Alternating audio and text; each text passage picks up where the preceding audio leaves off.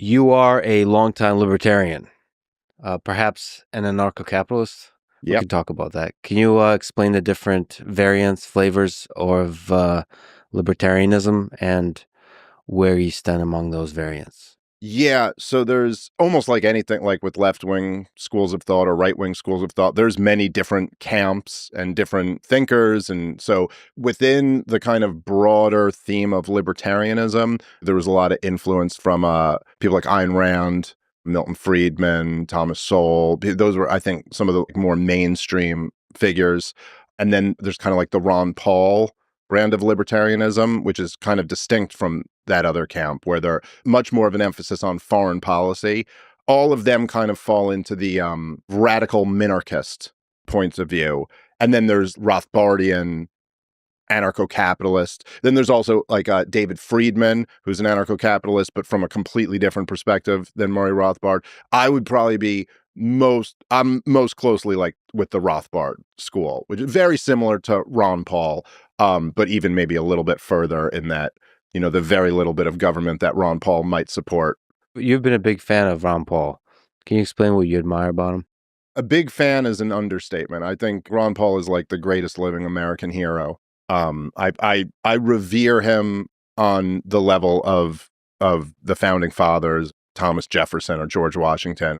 Number one, I mean, all of the major issues that he was correct in his understanding of them, his diagnosis of what caused these problems, and his solutions. And in hindsight, there's just like a million different examples of where almost everybody today would agree, even though his ideas were very controversial at the time, be like, oh my God, if we had just listened to Ron Paul about that, we'd be so much better off.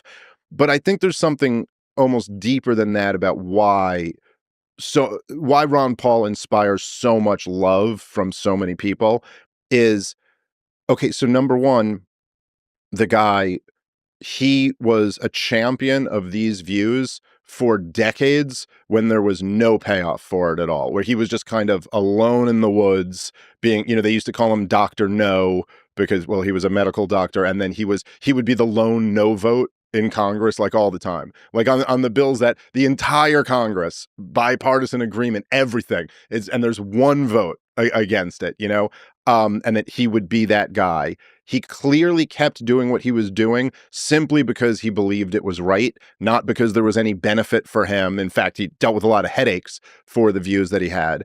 And then he was just a genuine person of integrity. He's the only congressman who I've ever heard this about, and like DC insiders, people on the Hill will say this. He was the only congressman of my lifetime who the lobbyists simply stopped visiting. He was the only one who they just stopped going to his office because they were just like, there's just no getting through to this guy. He was just not playing politics like that. And he was, you imagine what it must have been like from like the lobbyist perspective when they first tried to go there, and they'd be like, all right, listen, we really need you to, vote yes on this or that. And he was like, the Constitution doesn't authorize us to do that. And they're like, what? Like who in this town even talks like that? And so there was just, he's also just, I've met him many times at this point, and he is just genuinely, he's like one of those guys who's just from like an older, better generation. Just, he's the sweetest guy, but he's like, but he's not a pushover.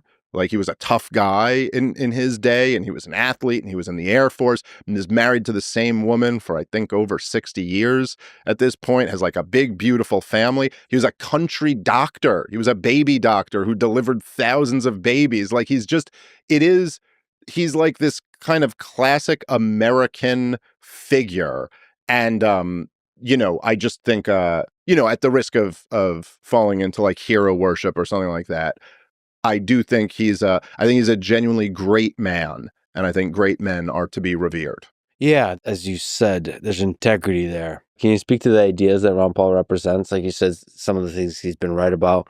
Maybe can you speak about the economics, the Fed, and maybe war, and being anti-military intervention? Well, I think it all came from kind of the same central thesis, which is that the highest political value ought to be liberty. And that, the government by its very nature is an instrument of force and tyranny, and that therefore the more government you have, the less liberty you have. I think was he was way ahead of his time in like really calling out the corruption in DC, and I think that's one of the things that's kind of that it's a common through line between the Federal Reserve and government spending, and of course this crazy war industry that our country has. There's a lot of components to that, but essentially Ron Paul was talking about draining the swamp way before it was like this dominant mass message. And I think Ron Paul in many ways laid down he laid the groundwork in his 2008 and 2012 presidential campaigns for not saying that he leads to Donald Trump, but he laid the groundwork for Donald Trump to be able to get up at the South Carolina Republican primary debate and look at Jeb Bush and say, your brother lied us into war. And you know what I mean? And to have the Republicans agree with him. You know, these were a lot of the same people who had voted for George W. Bush twice and supported the war and even mocked their liberal, fellow countrymen for not being on board with it. And a lot of that was the work that Ron Paul did and people waking up to the how messed up all these wars were. And I think that at least from there were a couple major things for me, okay, at the time. So I was a young man when I first found Ron Paul. I was in 2007 was when I first saw him and then started obsessively reading all of his books. And so I was young. I'm born in 83. So what would that make me? 23, 24 when I first found him. So I was a young guy. And at least for me at the time, there were like kind of two categories in my, naive mind where, okay, there were like the liberals who supported big government at home, but were skeptical about, big government abroad, or they're skeptical about wars. And then there were the conservatives who said that they supported small government, limited government at home, but were always on the side of whatever the next war is. And at least for me, and I think for a lot of people of my generation, Ron Paul was the first guy who came along and said, like, no, I'm for limited government here and abroad. And it was kind of like a portal where you could like access a different perspective on the world. And then once you saw that, you were like, wait, that's actually what makes sense. It doesn't make sense to like, what is it exactly that like all the Ronald Reagan and George W. Bush and even like Milton Friedman and guys like that and Thomas Sowell and it's like you want a constitutionally limited world empire? Like that's what you guys stand for? Because that doesn't fit together at all. And so why is it that we were taking this as a given? And then of course, the more you look into it, you realize that like, okay, those two things do make sense together. And then also that kind of like in the initial wave of like the original progressives, look, people like Woodrow Wilson or FDR, these were people who were pushing big government at home and big government abroad. And that actually made much more sense as a cohesive worldview. And to oppose that would be the Ron Paul worldview. And then the other thing for me, and this was my introduction to Ron Paul. And this too, to me, was like kind of a portal in a way. It was a way, at least in my naive, not fully functioned brain or fully developed brain at 24 years old or whatever. It was a way for me to kind of get like I tapped into something that was outside the empire. And I had heard a lot, I was already against George W. Bush and I didn't like the war. I had already figured out, I think this war in Iraq is bullshit. And I think that we were lied into it. And so I kind of got that. And then there were liberals and left-wingers who I knew. I grew up in New York City, so I was very familiar with the left-wing perspective, and who were critical of George W. Bush and for fighting the war and signing the Patriot Act into law and things like that. But I had never really heard anybody break it down the way Ron Paul did when he basically was like, look, there's a reason why these terrorists hate us. And it's not what they're telling you. They don't hate us for our freedom. It's not as if, I remember the way Pat Buchanan put it, which I always loved, was he goes, he said, Dick Cheney makes it sound like Osama bin Laden stumbled on, like in the deserts of Afghanistan, he stumbled onto a copy of our Bill of Rights somewhere. And he was like, oh my God, they're free to look at this speedy trial. Are you kidding me? Like, this is like, what is going on here? They can own guns and their women women can wear mini skirts, and that just made people so angry that they were ready to, like suicide bomb themselves. And like that makes no sense at all. And then Ron Paul was just like, no, look, here's the thing. If we think we can just go around the world killing people, propping up dictatorships, putting our military bases in the Muslims' holy land, and not engender hatred from that, then we do that at our own peril. And I thought it was such an interesting kind of, it had always been, I'm an 80s and 90s kid.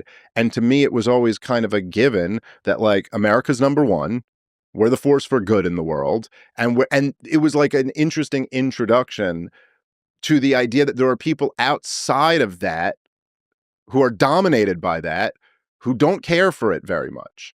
And like that's what 9/11 was actually about. And for me, I was living in New York City. I was 18, I think, when 9/11 happened.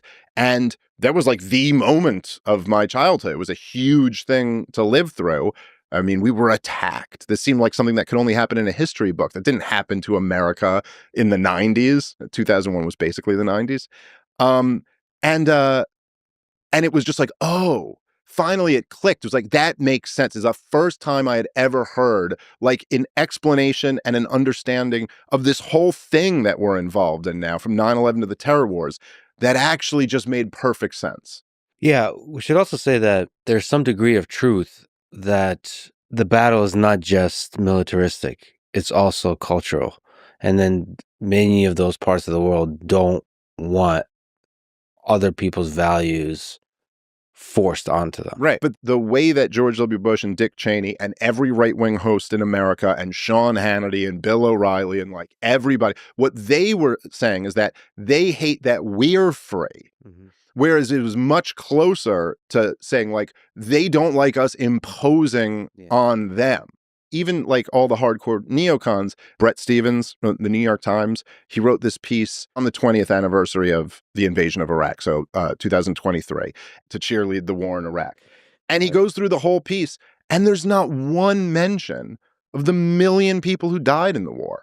He literally just goes, the piece is just measure life under Saddam Hussein versus life under the Shiite parliamentary system that they have now. Which one's better? And he's arguing this one's better, therefore it was worth it. But there's like no mention. It's like, okay, but what about the 20 plus million people who were displaced? What about the million people who were killed? What about all the millions of people who were injured? What about the tens of thousands of our soldiers who have blown their brains out in the aftermath of the thing? Like, it's like so many times, this is true with government policy in general. People talk about like the end result that they want. But you're like, yeah, but what about the process by which you get there and how much hatred, could you, I mean, like it's not that hard for me to like put myself in other people's shoes. And like, I have two little kids and a wife. And if anybody were to ever try to argue to me that they have to be the eggs that get broken to make some bigger omelet, like it's okay. Like, we're ultimately going to impose something on your society that's better than what you have right there. And it sure does suck that your wife and kids got to be the one who get taken out. I mean, I'm just saying this to myself, and this is not real. This is just a thought experiment I'm making up. I'm already pretty close to being a terrorist. Mhm. Like, my next thought is kind of like, well, okay, Mhm. well, I hope you're going to like it when you watch your family die in front of you. Now, I'm not, hopefully, even if that happened to me, I wouldn't go kill that guy's family. Like, maybe I'd just go after him or something. But I could understand. I think most people who have kids could understand going to a level of like the most evil, dark place you could imagine if anyone ever threatened or actually did something to your kids. Yeah, we have to remember the thing that's difficult to measure that you just mentioned, which is the hate that's created by every bomb that's dropped. It was a General McChrystal who, was the general running the war in Afghanistan. He wasn't Ron Paul, you know what I mean? Like, he was a sir, yes, sir, how do we fight and win this war general. And he's the one who coined the term insurgent math. That 10 minus 2 equals 20. It's like the more you keep. I was rereading about this the other day, because of the Trump's been bombing the Houthis in Yemen.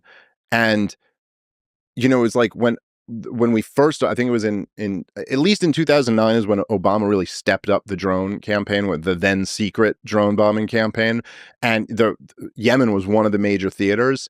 And even back then, when it really was just it was a war on terrorism. Like, the main targets were always Al Qaeda in the Arabian Peninsula and their presence in Yemen. Even then, like, so before the Saudis invaded, so like from 2009 through 2015, AQAP just kept growing. He was doing all these targeted bombing campaigns, or they call them targeted. 96% of the people are innocent who get killed, but they call them targeted drone bombings. And Al Qaeda in the Arabian Peninsula just kept getting bigger and bigger, because, it's like, yeah, every time you go in there, it's like, okay, you took out one target, and then you took out 3 little girls, and a few, and every one of those little girls had brothers and uncles and fathers, and and all of them just signed up to join the fight now, because and I found Ron Paul was the first one who really made this click for me. But it's, in a way, and I'm not a leftist, I'm not an egalitarian, I'm not a cultural relativist. I'm not saying that all cultures are the same, or that we all look at the world the same way. There's enormous differences between all of us. And I personally think some are better than others. But there are things that unite all of us. And in a weird way, I remember one time I was arguing with a Democrat guy on a SE Cup show. I used to be a contributor on her show. And we were arguing, and it was after a terrorist attack here in New York, a fairly minor one. It was like a guy, I think he hit someone with his car and then jumped out with a gun, and then the cops lit him up and killed him. This is like back in 2017, I think. And he claimed to be ISIS inspired. I don't remember if there was like a direct connection or not. But at the time, they were like, doesn't this mean we got to step up the war in Iraq or in Syria, where ISIS's stronghold is? And I remember the guy saying to me, he goes, I went off on how these wars have been disasters. And he goes, yeah, but Dave, what you're saying here is we're supposed to do nothing? Like, this just happened and now we're supposed to do nothing? And so, like, even though this guy had a suit and tie on, and we're in a cable news studio, and we're in a first world country, we're in the United States of America, and we're having the basic thing that he's saying is like, what do you say? You're saying we're not going to go kill some motherfuckers? He was just putting it as like, do something. But what's something? Something is dropping bombs on human beings, when, like, yeah, some innocent people are going to die. But okay, but it's the same thing. It's the same after 9/11. We're like, we got to go fucking invade some countries right now. That's the same impulse. It's like, they killed some of our people. You think we're not going to show them who the real killers are? You think there's a chance that you could come here and that is like the most human instinct ever. It's like some other tribe just came in here and killed some people in our tribe. So what do you want to do about that? Well, I don't know. It's not going to take me too long to figure out. We're going to go kill a bunch of people in their tribe. And I do think that, like, I think that's the major motivating factor for both sides of the Israel-Palestine conflict. I think that's the major motivator for both sides of the war on terror conflict. And it's like, it's in a way, when you look at it like that, there's something, even though it's so dark and tragic, there's something almost beautiful about it, where you're like, oh, we're all caught in this same cycle. Yeah, it's deeply human, the warring between tribes, but especially in the recent years, but more and more through human history, there's almost like a third party, which is this military industrial complex, which is making money from the two tribes. So if you just have two tribes, one, I've been reading a lot about Genghis Khan. If this is why Genghis Khan banned this. It was very common in Mongolia before Genghis Khan to steal people's wives. Like, you're my wife now, right? And he realized that creates a lot of conflict. Yeah, it sure does. That seems natural and human, that kind of conflict. But whenever you third party rolls in and starts making money on the whole thing, and then driving that forward, then the escalation of the conflict comes with this whole machine that makes de-escalation really difficult. Yeah. The military industrial complex in America, it's so big and it's so sophisticated, and it's so it's not just that there's,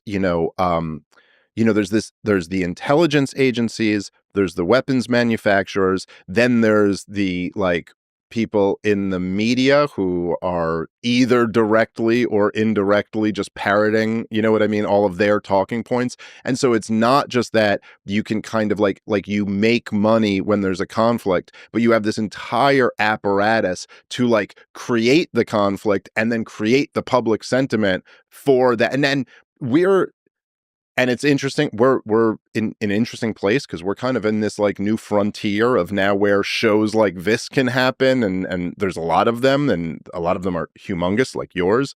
Um, but for so long, this just didn't exist, and it was just like, oh, like for so long, it was the case that like the New York Times and NBC and CBS and ABC and the Washington Post and the Associated Press, I guess, they could just move the nation.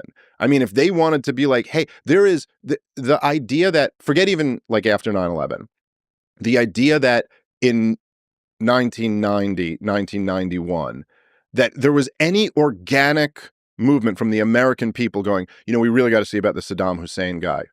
You know, the dictator in Iraq is having a slant drilling dispute with the Emir of Kuwait. Mhm. We really got to do something about that. Like, that is not something that organically came from any, that was not like a few soccer moms hanging out, you know, watching their kids' game, being like, I think in a couple of years, we're going to have to send these boys over to Iraq to get, like, that's not, they just, from the top down, were able to create this feeling that like, hey, there's a new Adolf Hitler on the rise over here in Iraq. We got to go see about this. There are these poor people in Kuwait. We have to do that. You know, like they were able to create this desire for war that was it's really incredible when you think about it, because I think for the most part in human history, you would have had to have some type of plausible threat, some type of plausible reality to convince people that we actually have to go to war in order to deal with this. Whereas like, you know, the idea that in 1991 the United States of America would feel threatened by Iraq was just ridiculous, and yet they were able to do it. Well, so to push back a little bit, throughout human history, there was also a thing. You look at the Roman Empire, where just the cultural values were different, where military conquest was seen as a good thing. So, like, we just almost assume in the United States, war has been framed in the defensive sense, like where offensive war, we're not doing that anymore. You make a fair point. It's certainly true that throughout human history, there's been like overt um empire building and wars of conquest and things like that. But I guess I'm just saying, at least even there, you would have some type of sell of like why we're going to go take these resources and why that will be good for us. Whereas the idea that they're like Kuwait just needed to be defended by the Americans it seems so hard to convince anybody, and yet they were able to do it. If you read like neocon writing in the 90s, it was very interesting because they would tell the truth a lot more. And they were essentially, I think, there was the Soviet Union had just collapsed. It was what Charles Krauthammer dubbed the unipolar moment. There was like a lot of there was excitement, there was a feeling of invincibility, and also the neocons weren't in power. And after 92, really, I mean, they were in the George H.W. Bush administration, but after 92, they really weren't. So they're just writing at these think tanks, and it just didn't seem as, you know, like they weren't as guarded. There weren't like these accusations of you're a war criminal or something like that. But what he said, what Jonah Goldberg agreed with, was that I think the statement was every 10 years or so, America's got to find a puny little country and put them up against the wall just to let the rest of the world know that we mean business. And that was actually their mentality. I'm sure there's people that agree with that. I happen to disagree with that. But the drums of war are beating a little bit over Taiwan and China. More than a little bit, yeah. But there, I can't even see a justification for just war. What is the long-term benefit to society if you do military intervention? I also think this, and I've been saying this for a while, but I do think there is this like there's like this empire mentality that Americans have got to shake off, like as if it's even a question of whether we should allow it or not. Like, we in a position to allow or not allow that? Why do we have it's almost like if you were like I hope China doesn't invade Taiwan. I hope Taiwan remains as free as possible. I hope China becomes free. I root for freedom and prosperity for everyone, But I also root for like everybody to have a healthy marriage. But if you were talking to me and you were like, "Hey, the guy down the street is cheating on his wife." Like, I don't think we can allow this. I'd immediately be like, that's really not my place. And then on top of that, I also have no power. I have no authority over what they do in their marriage. Like, I have to be concerned with my marriage. And the idea that, like, imagine if there were the political will to uh, invade Mexico. Like, if DC decided we're taking Mexico City, like that's going to be part of America now, and we're taking it by force. And then China was like, we're not sure if we can allow this. I think immediately most Americans would be like, allow? Like, how the fuck do you think you're going to stop us from taking Mexico City? What are you going to do, China? You're going to send your Navy ships over here to fight us off the coast of Mexico? Good luck with that. And at least from my understanding, in almost all the war games that they've run, if we did militarily, even if it doesn't come to nuclear weapons being used, in which case the whole world gets blown up, but even if we go to militarily try to stop China from invading Taiwan and everyone agrees to not use nukes and we just fight a conventional war, we lose that war every time. I think what you said applies to a lot of the wars we've been involved in, but China and Taiwan is a little bit different because of TSMC, right? Because there's an economic dependence. If that was the concern, then the response would be, we need some type of Manhattan Project. And I'm not supporting a government project here, but there would be, we need some type of Manhattan Project to say, we're going to make these things here. We can't. And look, I was running that experiment before saying, like, what if we all pinky promise not to use nuclear weapons or something like that? But that's not the reality of the situation. The more reality, look, even in Ukraine, everybody, the biggest hawks, the biggest pushers of this policy and Joe Biden and policy to fund Ukraine, no one's suggesting we send in the 82nd Airborne. No, which is really the only thing that could repel the Russians right now and restore, Ukrainian the original sovereignty of the Ukrainian borders.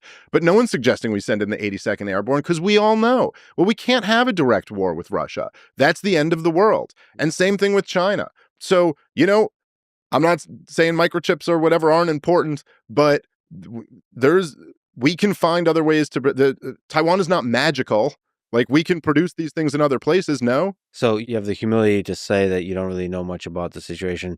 It sounds ridiculous to say, but there's something magical about not Taiwan, but TSMC. It's incredibly difficult to manage the supply chain and manufacture at such a low cost that they are. And to add to that, China has been signaling about the one China policy, but you're absolutely right that you shouldn't be doing the Washington thing of beating the drums of war. That's like completely the counterproductive thing.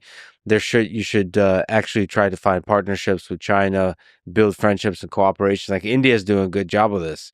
Like, build friendships. This is the 21st century. Conflict, this Cold War thinking is going to be destructive to the economy, destructive to humanity, to the flourishing of the individual nations of the world. There's just nothing positive except making money for the military industry. Well, yeah, and it was totally destructive during the original Cold War too, and almost led to nuclear war on a couple of different occasions. But look, I would just say, and I'm no defender of the Chinese regime. I hate communism or fascism, whatever they are, some hybrid mix of the two. They're paying you, aren't they? Yeah, no, fuck them. I don't care. By the way, I get a lot of people speculate online, but I'm not getting any of these checks, man, and I'd really like them to start coming in. Yeah. But there's, like, even when it's like China, you say China's asserting the one China policy, but the one China policy is the policy of the United States of America and has been for 50 years now, right? So it's not, I think what's happening there a lot of times is that essentially, even though officially the one China policy is the policy of the United States of America, all of these American politicians and different figureheads across powerful centers in America are saying that China doesn't have the right to go into Taiwan. And then China's in the position of being like, well, hey, wait a minute. No, that's not actually the policy. We maintain this one China policy, but we allow them to kind of do what they want to do. And, the most obvious example of this was when Joe Biden actually said, like, oh, we wouldn't allow that. And we would militarily intervene if they went into China. And then, and this was so bizarre, then the White House, whoever that was, came out to correct the president of the United States and say, no, the policy of the White House is the one China policy, which, look, I mean, again, I think the whole point of this is that the reason why whoever the hell was able to overrule Joe Biden and his administration, I don't know who that is.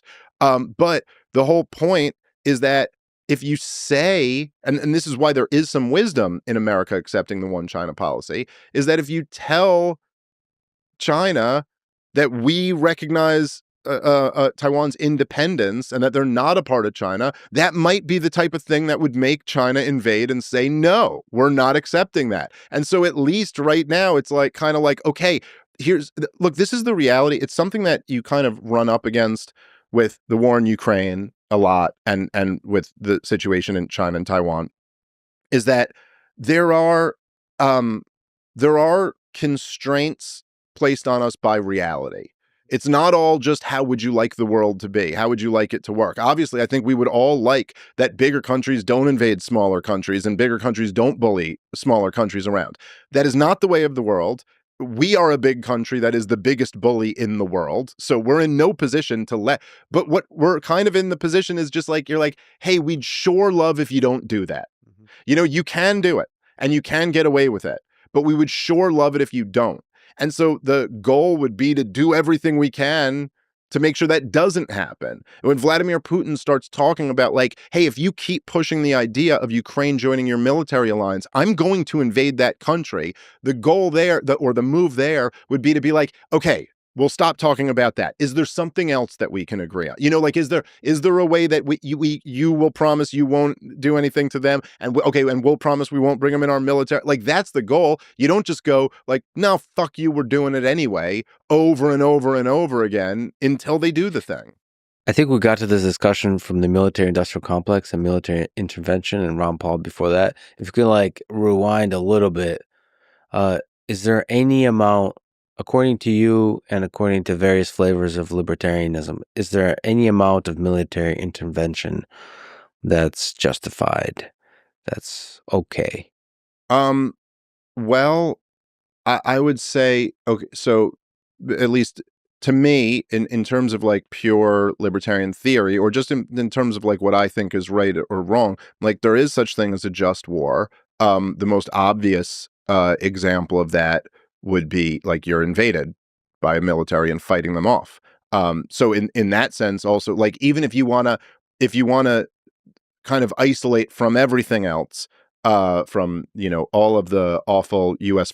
policy toward Russia post Soviet Union, to all of the NATO expansion and color-coded revolutions and all of these things. If you want to, Vladimir Putin invades Ukraine, I do think the Ukrainians have a right to fight and protect their land. Like there's an aggressor there, and you have a right to defend yourself. So certainly in that sense, I think the American Revolution was a just war. I think there can be just wars.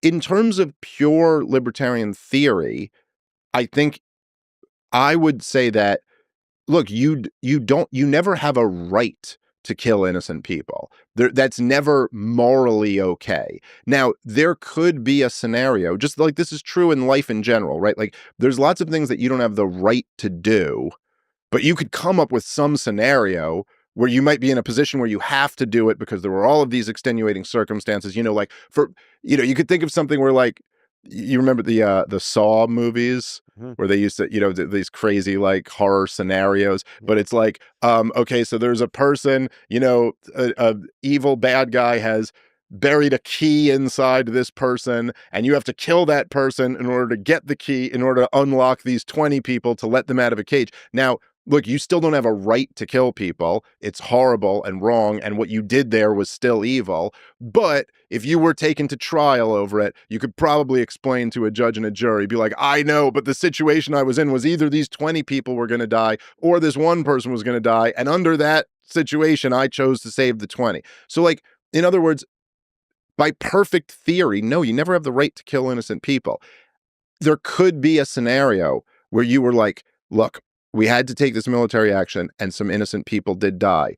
And it's so tragic and awful that we had to do this, but we are certain that many more people would have died had we not done this. Now, in that case, I would look at that as like, number one, it's much like killing the one person to save the 20. It's still wrong. It's still an immoral thing that you were forced into doing. It's not justified.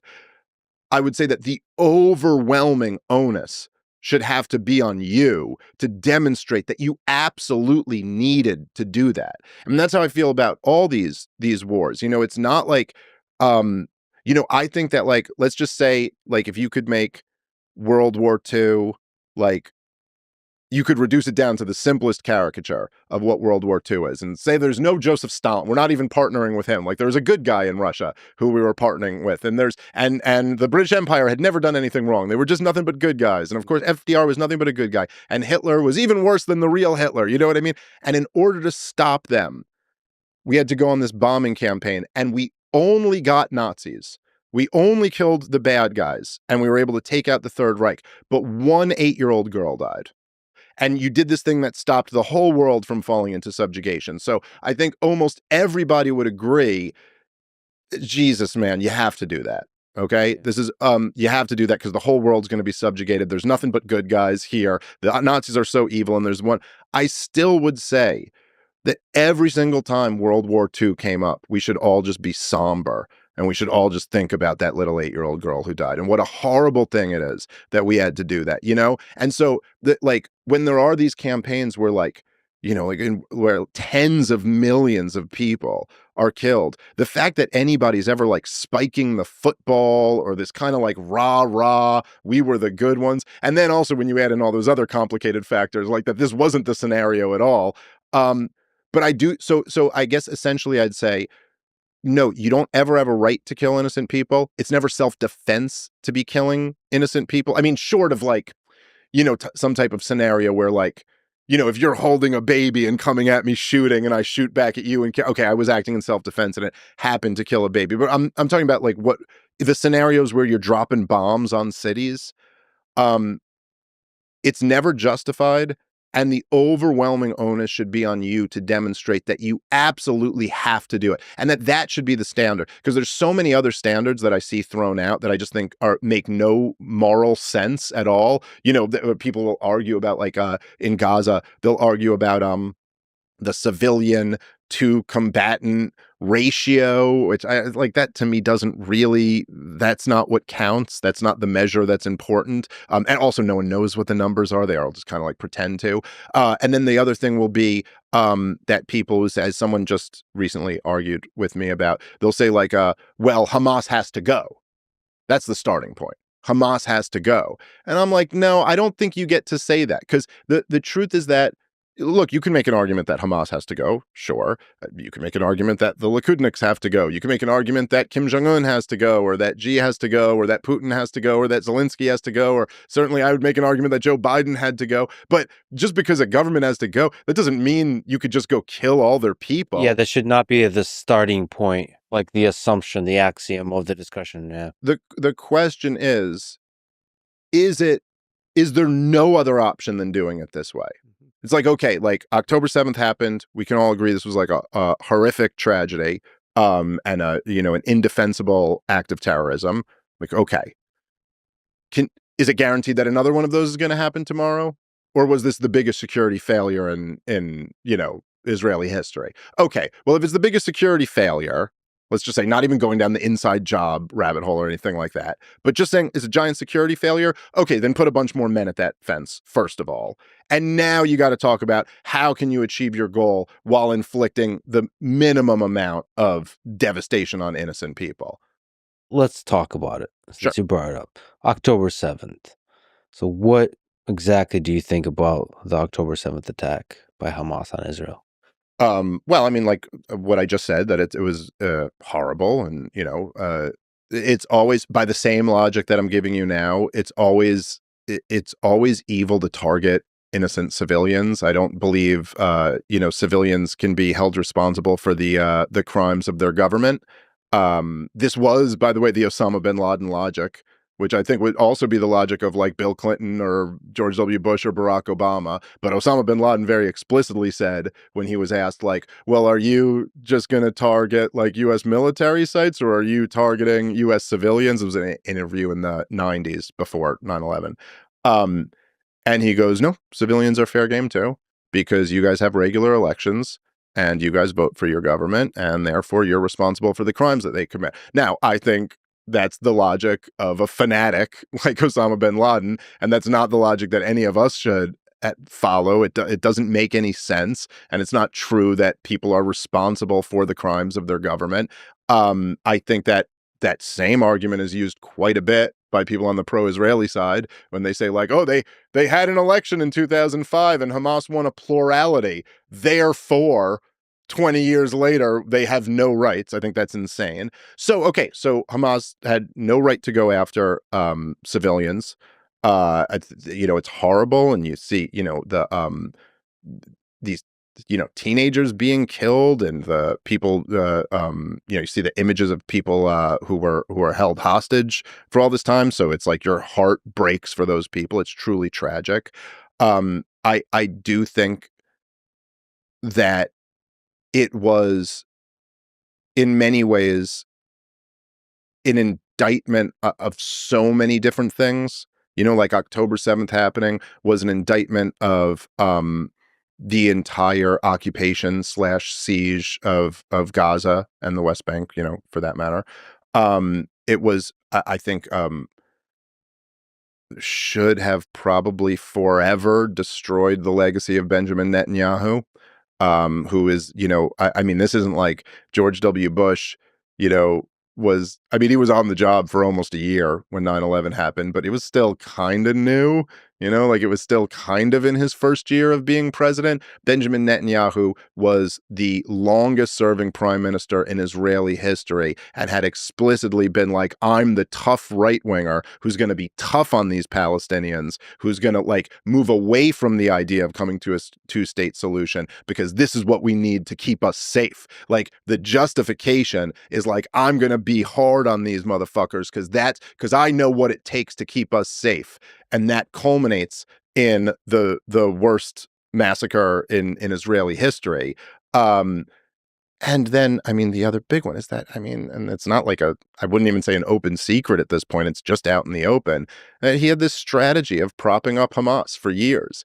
And so he had this strategy of propping up Hamas for a myriad of reasons. But a major part of it was that, look, man, as long as there's terrorists in power there, there's never going to be any pressure on us to give the Palestinians a state because, look, what are you telling me I got to negotiate with them? He was allowing Qatar money to float. Insisting that Qatar money float to them. When the Qatar money dried up, sent the Mossad in to insist that it gets back to them. Hundreds of millions of dollars, briefcases in cash. And he said in his own words that the reason for doing this was his words were prop up Hamas, bolster Hamas, to keep them in power so that the West Bank and the Gazans were divided, and that the international community, as well as the liberal Jewish community in Israel, wouldn't be able to put pressure on them to make a deal. But what are the options? So if he doesn't allow the money in, it also looks really bad for him. Because if he's not allowing the money in, that means he's not allowing the quote unquote aid in to help the Palestinians. Yeah, but Lex, I mean, the dynamic here, right, is from 2007 to today. Israel's had a full blockade around the country. They won't let potatoes in. They won't let sugar in. They won't. And the justification is because they're dual use. They can be used to make rockets as well as they can be used to feed starving children. So we can't let that in because it's dual use. But cash to Hamas? Does that not have dual usage? Like, is there nothing else that they can? So yeah, it's like, yes, when you have a full blockade around the country, you take on certain responsibilities. And I think this is, this is the essence of really the whole struggle here, which is very tough, I think, for the pro-Israel side to grapple with. But the bottom line is that Israel hasn't occupied Palestine for like a few months after a war, or even a couple of years after a war, while they're figuring out what we're going to do with them. It's been over 60 years. We're talking about a 1 week long war, or a day short of a week long war, in 1967. Israel's had control of them ever since. And much like in the same way that, like, if you kidnap someone and you lock them in your basement and you don't feed them, you murdered that person. So, in other words, stated differently, you're not allowed to kidnap people and lock them in your basement. But once you do, you take on a responsibility to feed those people. You know what I mean? Like, you're not allowed to keep someone and not feed them. That is a worse charge than just keeping them. And so, yeah, anyway, I guess my point is, the solution to that, if you go like, well, I'm a bad guy if I fund Hamas, I'm a bad guy if I don't let the aid in, was to let the reputable international aid organizations bring aid in to the people of Gaza. Don't pressure the Qataris to send in briefcases full of cash. Allow internationally recognized, reputable human rights organizations who are lining up trying to do it. Stop turning them away and let them in. And this is just, it's so long past due. I mean, like, it's just, I'm not like defending Arab terrorism. It's I think it's really, it's a tragedy that the Arabs embraced terrorism. I don't think it's unique to them. And in fact, I think it was the Zionist militias who introduced terrorism to that part of the world. But there was also terrorism persists because it works. And this is true with state terrorism and with non-state terrorism. It's like terrorism has often worked for people. I think early Yasser Arafat, I know, was very influenced by the Algerians, who, successfully kicked the French out at embracing terrorism. And it was almost like the major miscalculation of those Palestinian Arabs who did embrace terrorism was that this isn't the French.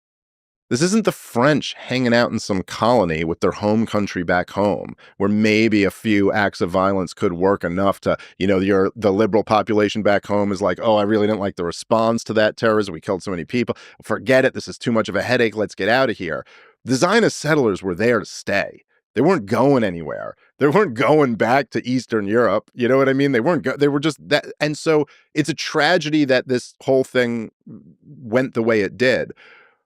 But you always, whenever you're talking about like a conflict like this, the person who has the party who has the power is the one who needs to make concessions, and it's just indefensible that the status quo of the Palestinian people having no rights, literally no rights, being ruled by a government that they do not get to vote for or against, no right to do commerce with the outside world, no freedom of travel, no freedom of movement, no basic property rights. You can be kicked out of your home at any time, no right to a fair trial, no right to a lawyer, no right to a jury of your peers. I mean, the fact that that has been the status quo since 1967 is just indefensible. And then in the context that that has been the status quo, I guess I'm just not, even though I'm against it, it's kind of like when you're just lecturing about the way in which they resist this, I think it's very tough to be on a strong moral footing, Yeah, you have to really empathize with decades of suffering. Yeah. In the region. I suppose my question was grounded in how can the Israeli government, how can the world help the Palestinian people flourish? So you suggested allowing reputable aid organizations in, but that's kind of almost patching, just helping humans who are suffering. But that's not how you have a nation flourish. You have to build up the infrastructure. You have to build up a culture of the education system, the democratic processes of electing and regular elections, and so that the people are represented, and you have to form partnerships, friendships, normalization of relations with the Arab world, with Israel. You can travel back and forth, and lessen the chokehold, like the security chokehold, Yeah. that you could say is justified in a militaristic situation. But why is it a military situation? The question is there, like, where do we go from from here? If we, we'll talk about Netanyahu some more. He is he's very criticized inside Israel as well. Yeah, for sure. Maybe less so after October 7th, because again, in the same way you can empathize with the Palestinian people, you can empathize with Israelis, where October 7th touched, just like it did for Americans with 9/11, it touched some kind of primal Yeah, thing 100%. of fear, of like, Oh yeah, and like holy shit. the same thing I said before, like I could also very easily go if one of my kids was like at that rave or something like that and just got gunned down or kidnapped by, I could understand being like level the whole goddamn place, and I'm sure I would feel that way if that was one of my kids, you know. So yeah.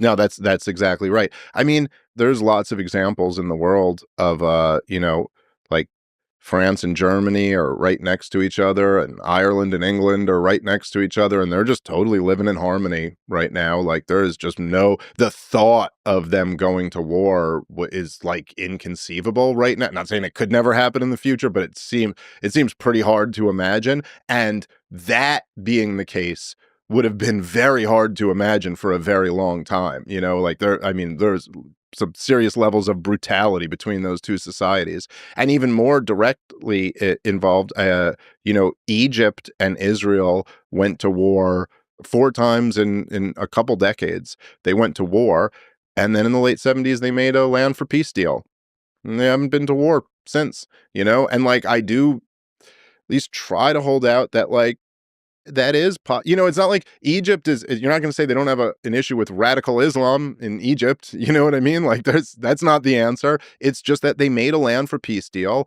and once that was solved, it was kind of easier to avoid the war. And I do like to think that there could be a solution to the Israel-Palestine question, but the it's going to have to it's going to have to involve Israel taking their boot off of the Palestinians' neck. And I know that that's scary. And I understand that there are like legitimate concerns about that. There's was the great Thomas Jefferson quote about slavery, which was we have the wolf by the tail, and we can neither afford to hold on to him nor risk letting him go. Which is like you could see where that would have been like a real concern of people, like right toward the end of slavery, or whatever, in the early 1800s, say the first half of the 19th century, where you'd be like, okay, we recognize this is wrong now, but we've had these millions of people enslaved for all these years. If we let them go, they're going to fucking kill us. And what are you saying? They're citizens now, meaning the Second Amendment applies to them, meaning that the guy who I enslaved now can get a gun? You know what's and so okay, there are but I think in hindsight, looking back at it, we would all just go, yeah, but you can't enslave people. So like whatever risks come with the next phase of this, unfortunately, like you're going to have to just deal with that and move. You have to start with abolishing slavery. And it is good to also remember, in the hopeful message you send, like, at any day you can make a deal. That's one of the frustrating things I had with I hosted a debate on Israel. It's like, it just felt hopeless, and a lot of people I talk to, it feels hopeless. But like, I have a lot of I maybe naively see a lot of possibilities of peace there. I see, for example, normalization of relations with Saudi Arabia and Israel, and then Saudi Arabia taking some ownership over Gaza, something like that. Some interesting, uh, where a big major player in that region takes ownership and steps as the middleman. Yeah, I agree with you, and you're 100% right that, and even before October 7th, I think many steps had been taken away from the peace process and the feeling of that. I mean, really, I think since the second Intifada is when like the appetite for peace, I think, in Israel was greatly diminished. There But to your point, I mean, it's going to take really painful concessions on all sides in order to get there. And I think that the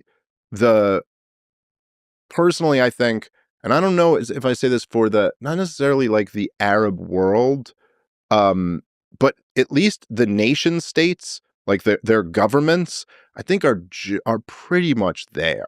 Like Saudi Arabia and UAE and Jordan and Egypt. Like if the Israelis, they're almost like, look, these are American sock puppets, for the most part, right? And so their thing is that like, okay, 100% of my population is completely opposed to what Israel's doing to Palestine right now. And they just hate that that the nation was created at all, that all the Arabs were kicked out of what is, very important land to them religiously. And so the governments there are like, look, we want to continue to have US tax dollars flooding in here. We'd love to make a deal with Israel, but like you gotta stop doing this to the Palestinians so my own people don't rise up against me. So I think as long if the Israelis were like, fine, we'll do a two-state solution or something like that, I think Saudi Arabia couldn't wait to broker. In fact, they proposed a two-state solution just a few years ago. I mean, they would love to be a part of that and normalize relations. Amongst the Palestinians, like, which again, I think this had been accepted multiple times, at least by their leadership. It's like, yeah, you're gonna have to accept that like you lost in 48. You're gonna have to accept that you lost in 47. You're gonna have to accept that the state of Israel does exist. And you're gonna have to accept that like the right of return is not going to literally mean that everybody can go back to where they were. And what Israel's gonna have to concede is that it was awfully fucked up that they kicked a lot of people out of their land, and that the whole a land for a people without land was never true. That was just a slogan that felt good to avoid what you guys actually did. And the fact that it was inexcusable that you guys occupied these people for 60 years, and that has to end immediately. I interviewed Douglas Murray recently. He just wrote a book on Israel and Hamas called On Democracies and Death Cults. He makes what I think is a strong pro-Israel case, focusing on Hamas as an evil organization, evil for its corrupt leadership, who's essentially stealing money from the Palestinian people and allocating the money that is there towards terrorist, militaristic operations versus like building up Gaza. Can you steelman the case for and then against this perspective, sort of centering? We've been talking about the people, about centering around Hamas, which is like this extremist religious organization. The perspective being like they need to be, as you mentioned before, eliminated before any progress can be made. Okay, so Steelman Douglas Murray's case, um, I would say, well, I guess the case is right. Look, Hamas is a fanatical death cult, essentially, which I do think is a fair description of them. There is no question that they have they have pursued a path that was just devastating to their own people. And there's no question they have not spent the resources they have on their priority has not been uplifting their own people. Their priority has been, I think, essentially antagonizing Israel into this overreaction so that they can turn world opinion against Israel. I think they've been very effective at doing that. Um, and okay, again, I think the argument would come back to something like, and the people kind of voted for this in 2005, and the people we sure do see a lot of people cheering when Hamas is doing some pretty horrific stuff. And so, hey, you got that on one side, and you have a kind of a country that's much more similar to Western societies on the other side. If we can just like linger on that, Steelman, what do you make of the celebrations in Gaza after October 7th? I think it's sickening and incredibly disturbing. I guess the way I look at it, I always, and maybe there is a degree of like naivete to this, or perhaps it's just that I just don't want to allow myself to go down a certain path because I think it leads to such dark outcomes. But I just always, I always try to be kind of like against the government, for the people, against the powerful, sympathetic to the powerless. I think that, look, it's sickening. You see big crowds cheering on, people who have been, with these people who have been in captivity for I think some of them for over a year and a half. I also thought when Nikki Haley and other Israeli politicians are signing the bombs before they're launched into Gaza, I found that sickening. I think there's all types. I think like mission accomplished banners and flying on jet. I mean, I think I think having Bob Hope specials at the end of the Persian Gulf War was sickening. I just think all of it is like horrific. I look at it and I try to say to myself, okay, we had one 9/11 in this country, and we all, like, collectively, we lost our minds as a society. We were ready to go bomb whoever the hell our politicians told us to bomb, and we didn't care how many people it killed, and we killed a lot more than Israel or Hamas has killed doing it. And I try to think to myself, okay, imagine being trapped in what is people can call it whatever they want to. I do think Pat Buchanan and these guys were right to call it a concentration camp. But you're trapped in a 5-mile by 25-mile area where you cannot leave. You are stuck there. You don't have an airport because the Israelis bombed it. You don't have a seaport because they won't allow you. You have no access to trade with the outside world. And you're not suffering through a 9/11. You're suffering through 1,000 9/11s. Your whole life is bad. There's people, the people in Gaza their entire life has been being refugees. You know what I mean? Their entire life, there's generations of people have been in this status now. And so, if my society lost its mind after one 9/11, I just have a tough time like judging the people who came up in this environment. But there's no question it is. I mean, it's, profoundly disturbing. But I wonder how much of the indoctrination is really made the software of their mind permanently anti-peace. Yeah. It's like extremify them. And that, it doesn't justify anything, but it's more concerning for the prospects of peace. Well, I'd say I get your point. It's an interesting question that I don't know if any of us know exactly the answer to, but I would say that, like, you know, even after, what was it, 80 years of the Soviet Union, it's like, and there were real debates back then about like the new communist man and whether the minds had been so warped of people that they would never even care about these things like liberty or national identity or independence. And then yet at the end, it was all still there. It was very repressed and it went underground and people weren't allowed to talk about it, but they all still had it. And in fact, I was just listening the other day to this Murray Rothbard speech from like the early 90s, and he was talking about how there was something where there was like a camera crew interviewed like a Chinese family under real deal Chinese communism. I believe it was before Mao Zedong died, and they were like they were just saying all this crazy shit to the camera. Like they were like, would you rather your sons are like healthy and live good lives, or would you rather they suffer but be loyal obedience to the state? And they were like, we would rather they be obedient to the state, and blah blah blah, and all these things. And Murray Rothbard was saying he saw this interview and he was talking to his friend. He was, oh my God, this is horrible. Like, it's hopeless. These people's minds have been warped. And then he was talking to his friend who's like a China expert who had been there a lot. And he was like, no, they're not. That's what they say when the cameras are around.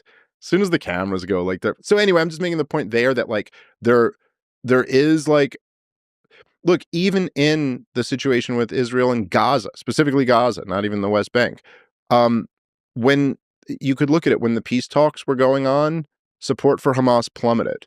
When the peace talks fell apart, support for Hamas went way back up. Every time there's an aggressive military campaign, support for Hamas goes back up. So I just think that like I'm more hopeful than not that like you could get to a place where like, but it requires like you have to, like, if you do understand the Ron Paul point about blowback, the General McChrystal point about insurgent math, you just realize that it's like you're you're fighting in a way that produces more of the thing that you're fighting. And so the first step is to stop doing that. Like your cure is making the patient more sick. So stop doing that, and then let's see if maybe we could heal. What about the case against the Douglas Murray case of the death cults, and that a fundamental part of this process, Hamas needs to be eliminated? Well, I mean, first of all, I would just say that, and I'm not saying this as a fan of democracy. I'm not like a big believer in democracy. I believe in liberty, and I think democracy is often um, not in line with liberty. The Chinese government paid you to say that as well? Or? That's literally all I had to get out on It's this. a plug. But I get to say that what I want the rest of the Okay, podcast. great, But there's just great. that I had. No, I don't. Well, no. I mean, my beef with the Chinese government would not be that they don't hold regular elections. My beef with them would be that they silence speech, that they put people in camps and things like that. The surveillance, that stuff. I think. Look, when you call Israel a democracy, which I guess is right in the title of his book. And I, full disclosure, I haven't read the book, but I have listened to some of his thoughts on this stuff. I think you run up against a real problem, which is that the creation of the state of Israel, even though he tried to walk away from those comments, as Norm Finkelstein called out Benny Morris for writing in his book 1948, which is a great book. His words were, the Zionist project always knew it was going to involve transfer. That was Benny Morris's words. Now, when Finkelstein was grilling him on this on your podcast, he kind of said like, yeah, but that doesn't mean ethnic cleansing. That could be voluntary transfer. You know what I mean? Like, but the point is, the Zionist settlers, and they spoke about this openly, they all knew they had a major problem, which is like, well, you can't create a Jewish state if it's like 50-50, which is, and in all of Israel, it was much less than 50-50, but even in like the Israeli portion of the partition recommendation, it was very close to 50-50. Now, you can't really have a Jewish state with a 50-50 voter base, because now you're just kind of in a breeding war for the next generation, and or who turns out the vote any more than we could hope. It would be the prospect right now of making America an official Republican state or an official Democrat state. Well, how are you going to do that, man? It's like 50-50 between the two. And so I think what Benny Morris was saying was that they always knew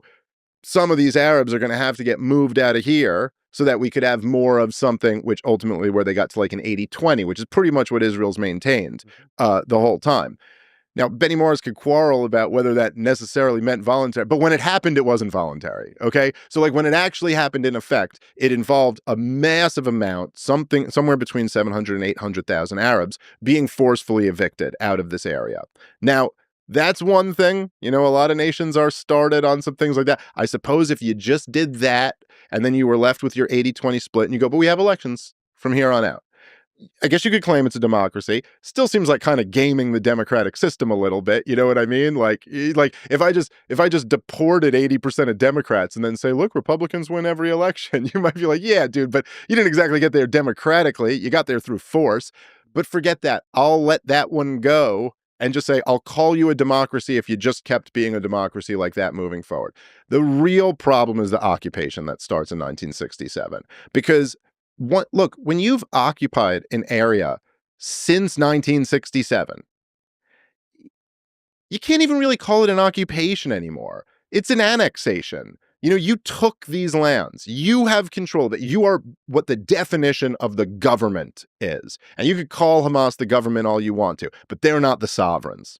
They're not the final decision makers. Israel's the final decision maker. Hamas does not meaningfully in any way decide the biggest questions about Gaza. I'm talking before this war, not even, pre-October 7th. And so the problem Israel has in order to call themselves a democracy is that there's somewhere between 5 and 6 million people, less now because they've killed a lot of them, but there's somewhere between 5 and 6 million people who live under Israeli control who do not have voting rights. And by any other reasonable, commonly held standard of democracy, we would not call that a democracy. I mean, I'm not even saying this to try to be inflammatory or try to pick on the Israelis. There's things about Israeli society I like. I don't hate the people there. I'm Jewish. I love Jewish people. But the fact is, That's not a democracy. That's an apartheid state. And that's just, I'm not even trying to be inflammatory when I say this. It's just literally describing what's in front of you. If we in America right now said black people no longer get to vote and black people can only live in these few neighborhoods, we don't get to call ourselves a democracy anymore then. And I'm not even coming at this from a pro-democracy point of view. I'm just saying, if your defense of them is like, well, we're a democracy, which seems to be the case so much. Well, no, you're really not. You're really not, as long as you got millions of people who have no say in their own government. Then you're really not a democracy. And so again, so you could frame it as democracy versus death cult was his language for Hamas. And it's like, all right, you know, it's a little bit difficult to accuse another group of being a death cult when the group you're supporting has killed so many more people than them. Now, I'm not saying that's the only metric. There's other things that are factors too. But the fact is that, you have, I mean, I don't know to look over the numbers for the whole history of the conflict, but the amount killed by the Israelis on the Palestinian side versus the amount killed by the Palestinians is 20-1 in Israel's, killing more people. Maybe more than that. I don't exactly, I'd have to look at the numbers. But Israel's killed far, far, far more Palestinians than Palestinians have ever killed Israelis. And so it rings a little hollow to me to just call them a death cult. We're the democracy, even though none of, there's millions of people who can't vote over, who rules them. But they're the death cult. I mean, look, they kill people in a more primitive, barbaric way, I guess you could say. There's something a little bit cleaner about, when it's done by a government, and it's collateral damage, and it was done with sophisticated weaponry, okay. Still innocent people on the end of those bombs. Absolutely. But there is, I think, a powerful ethical difference when you mentioned about the 8-year-old girl, right? If you're in your stated goals of the war is to do everything you can to avoid the death of that girl versus saying, we love death more than we love life. And Israelis, democracy or not, are pro-life, for life. There's a little, I mean, okay, I don't 100% disagree with you, but I think if I would say, the degree to which that matters, at a murder trial, after somebody's been convicted and before sentencing, sometimes the judge will allow them to give a statement. And if their statement is I'm very sorry for what I did and I'm so sorry to the family and this or that, that might be life without parole rather than the death penalty. You know what I mean? It might make that bit of difference in that. And if you get up there and you're like, hey, I'm happy for what I did, screw the family, blow that might make a judge who was going to give you life without parole give you the death penalty or something. It's that type of margin around the edge. Let's say you're a really bad guy and I want to kill you, and you're at home with a bunch of women and children, and I know there's women and children there. I know for a fact that if I blow up this building, it's gonna kill all those babies. What I would be charged with is murder in the first degree. And the fact that I went in there and said, well, listen, hold on. It's a shame that I had to kill those babies.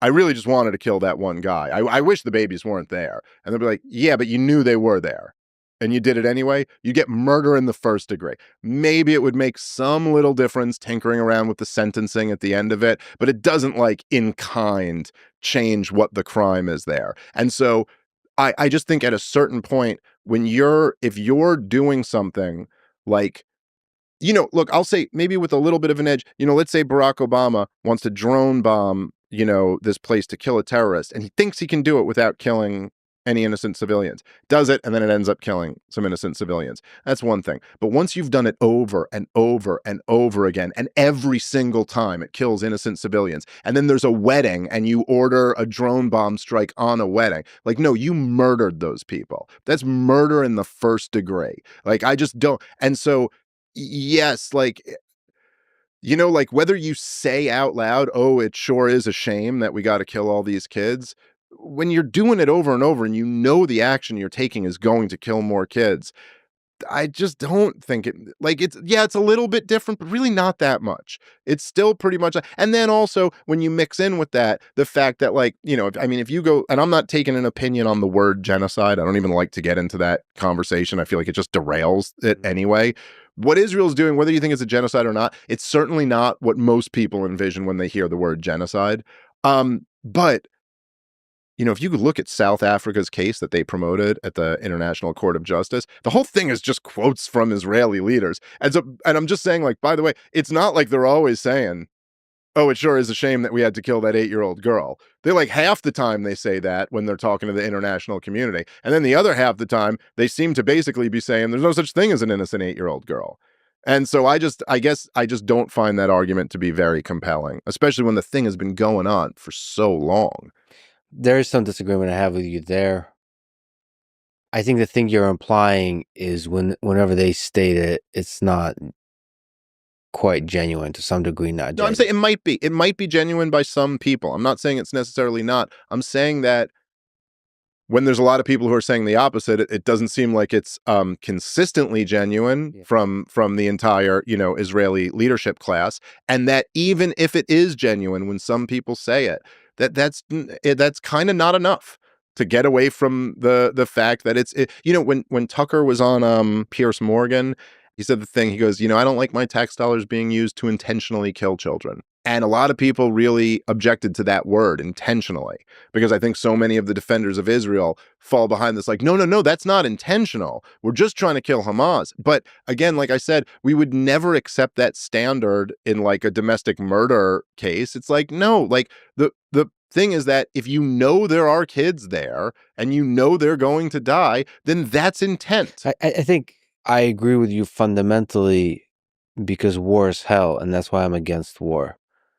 But there is a difference. So, like, I think we're like mixing in a lot of things. I think you're fundamentally against war, and that's why to you it really doesn't matter. It is murder. Right. It's just murder, and we shouldn't do murder. And there's a lot of democracies with colorful flags and that justify murder because they're trying very hard not to kill civilians. And then when you look at the reality of the Obama administration, the entirety of the war in Iraq and Afghanistan, you're murdering civilians. Yes, you're trying to kill bad guys, but you're murdering civilians. That said, on a ethical consideration on which kind of ideologies you can build a society after the war, one that even on the surface level states that the value of every life, of every civilian life, is equal and high in value. That's a good society. That's the concern with extremist ideology that that basically is very difficult to build a flourishing society on. But then the argument against that is the one you said, which is like, yeah, well, Hamas is really supported now because of the war. Right. But by the way, I don't disagree with the first part of your statement there. I just don't think it's in conflict with what I'm stating. It's like, look, I understand, first of all, that like there is a difference between the way you're going to say prosecute crime domestically within your own country and the way you can prosecute crime or what a war between two different countries, right? Like maybe it's not exactly the same. You don't have cops that you can just send in. You can't arrest somebody and put them on trial. It's not the same. So like fine, you could say, but the point I'm making is more like I'm just saying how we would think about these things in a domestic setting. We're talking about like morality here. And morality by its very nature is something that rises above it rises above logistics. It rises above like nationalities or governments or borders or any of those things. Like what's right or wrong, like if it's wrong to rape somebody in New Jersey, it's also wrong to rape somebody in Central Africa. Like it does. And so I'm just saying you're committing the same act that we would consider murder in the first degree here. And then just to go one step further, I think particularly like part of the reasons why people have different attitudes about the way two nations fight, like what we think of as war versus what we think as like say like a policing issue, like we would never accept the idea that like if whatever the logic that's used in wars, used in World War II, even used in Iraq and Afghanistan, especially used in the war in Gaza, if there was a bad guy, even a guy who had done something like October 7th, at which we have school shooters and things like that here, if there was an active duty school shooter and he's in a school shooting people, and we know he's already killed like 25 people. blow up the Blow up school. the school. He's using them as human shields.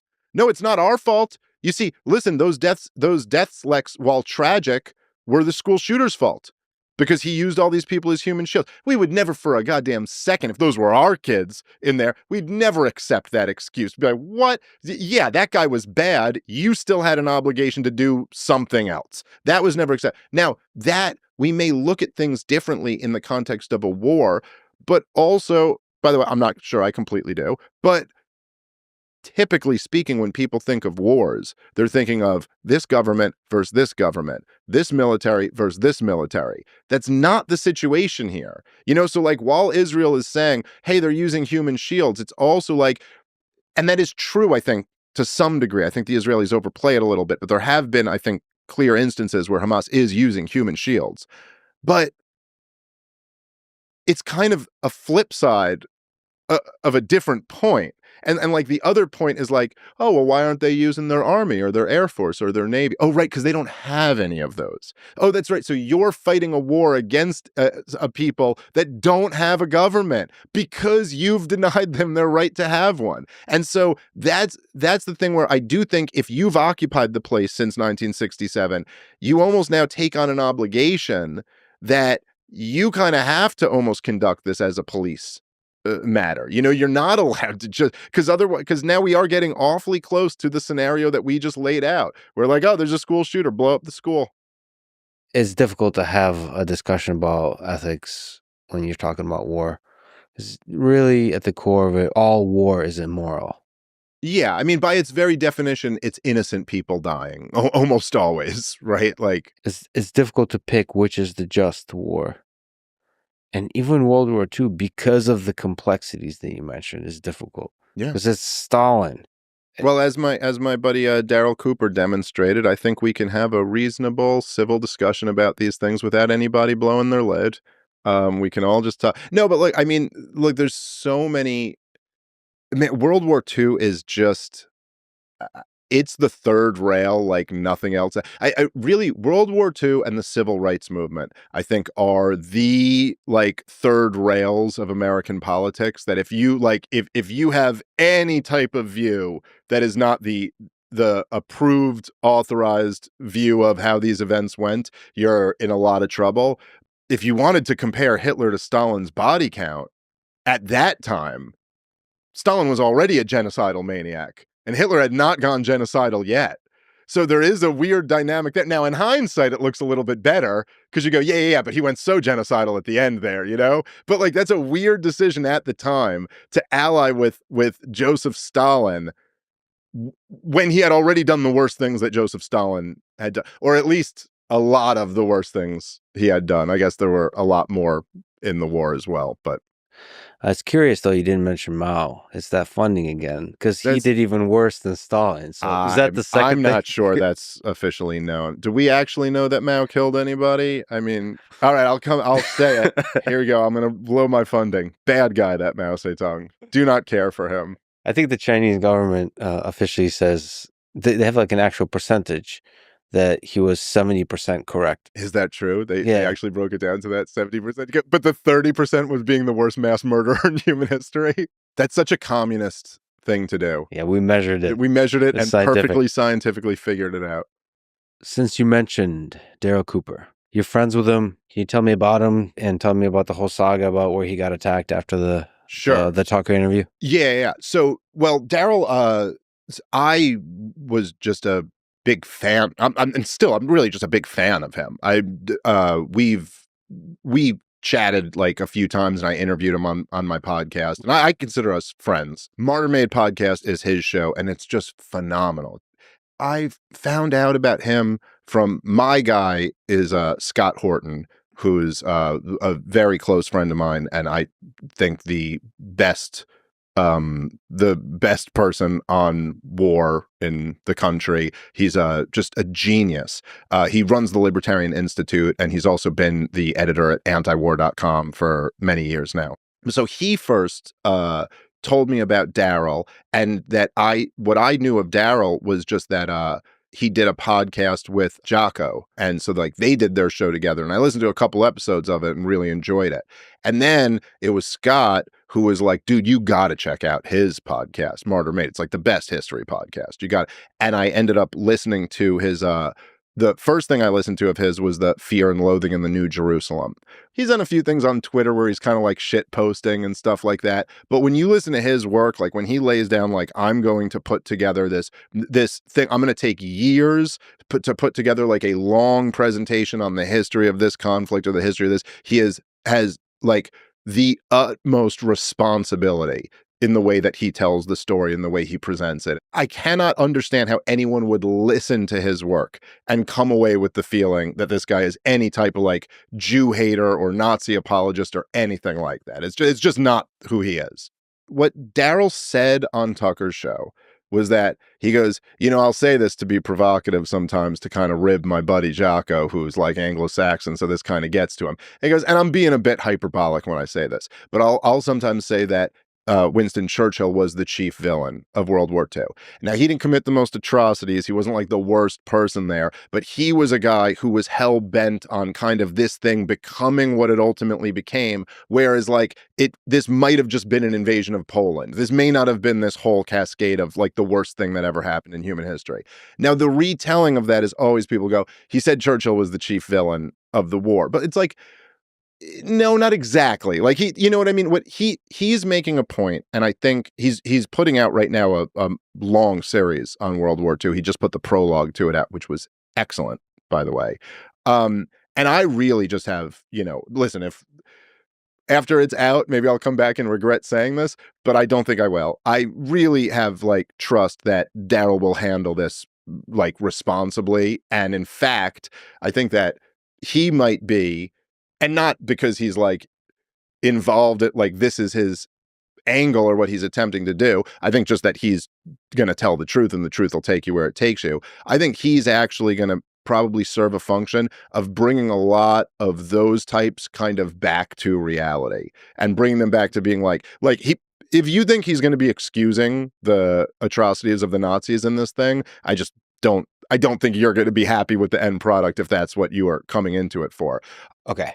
One thing I want to say is I think calling Daryl a Nazi sympathizer is just wrong, and it does a lot of damage. I think he has a lot of value to his podcast. I think there's several things to sort of make very clear. I think he's a really interesting guy. I'm sure I'll talk to him in the future, but I just want to lay on the table that I think what he's saying about Churchill is just dead wrong. I think legitimately that statement, removing the trolling from it, is a revisionist history statement that I think is wrong. The invasion of the Soviet Union would have happened no matter what. And possibly, which I'm actually learning a lot more, Stalin could have gone the other way as well. That was going to be a global war, no matter what. The role of Churchill, we can debate. And I still don't think he was a main instigator of that expansion there.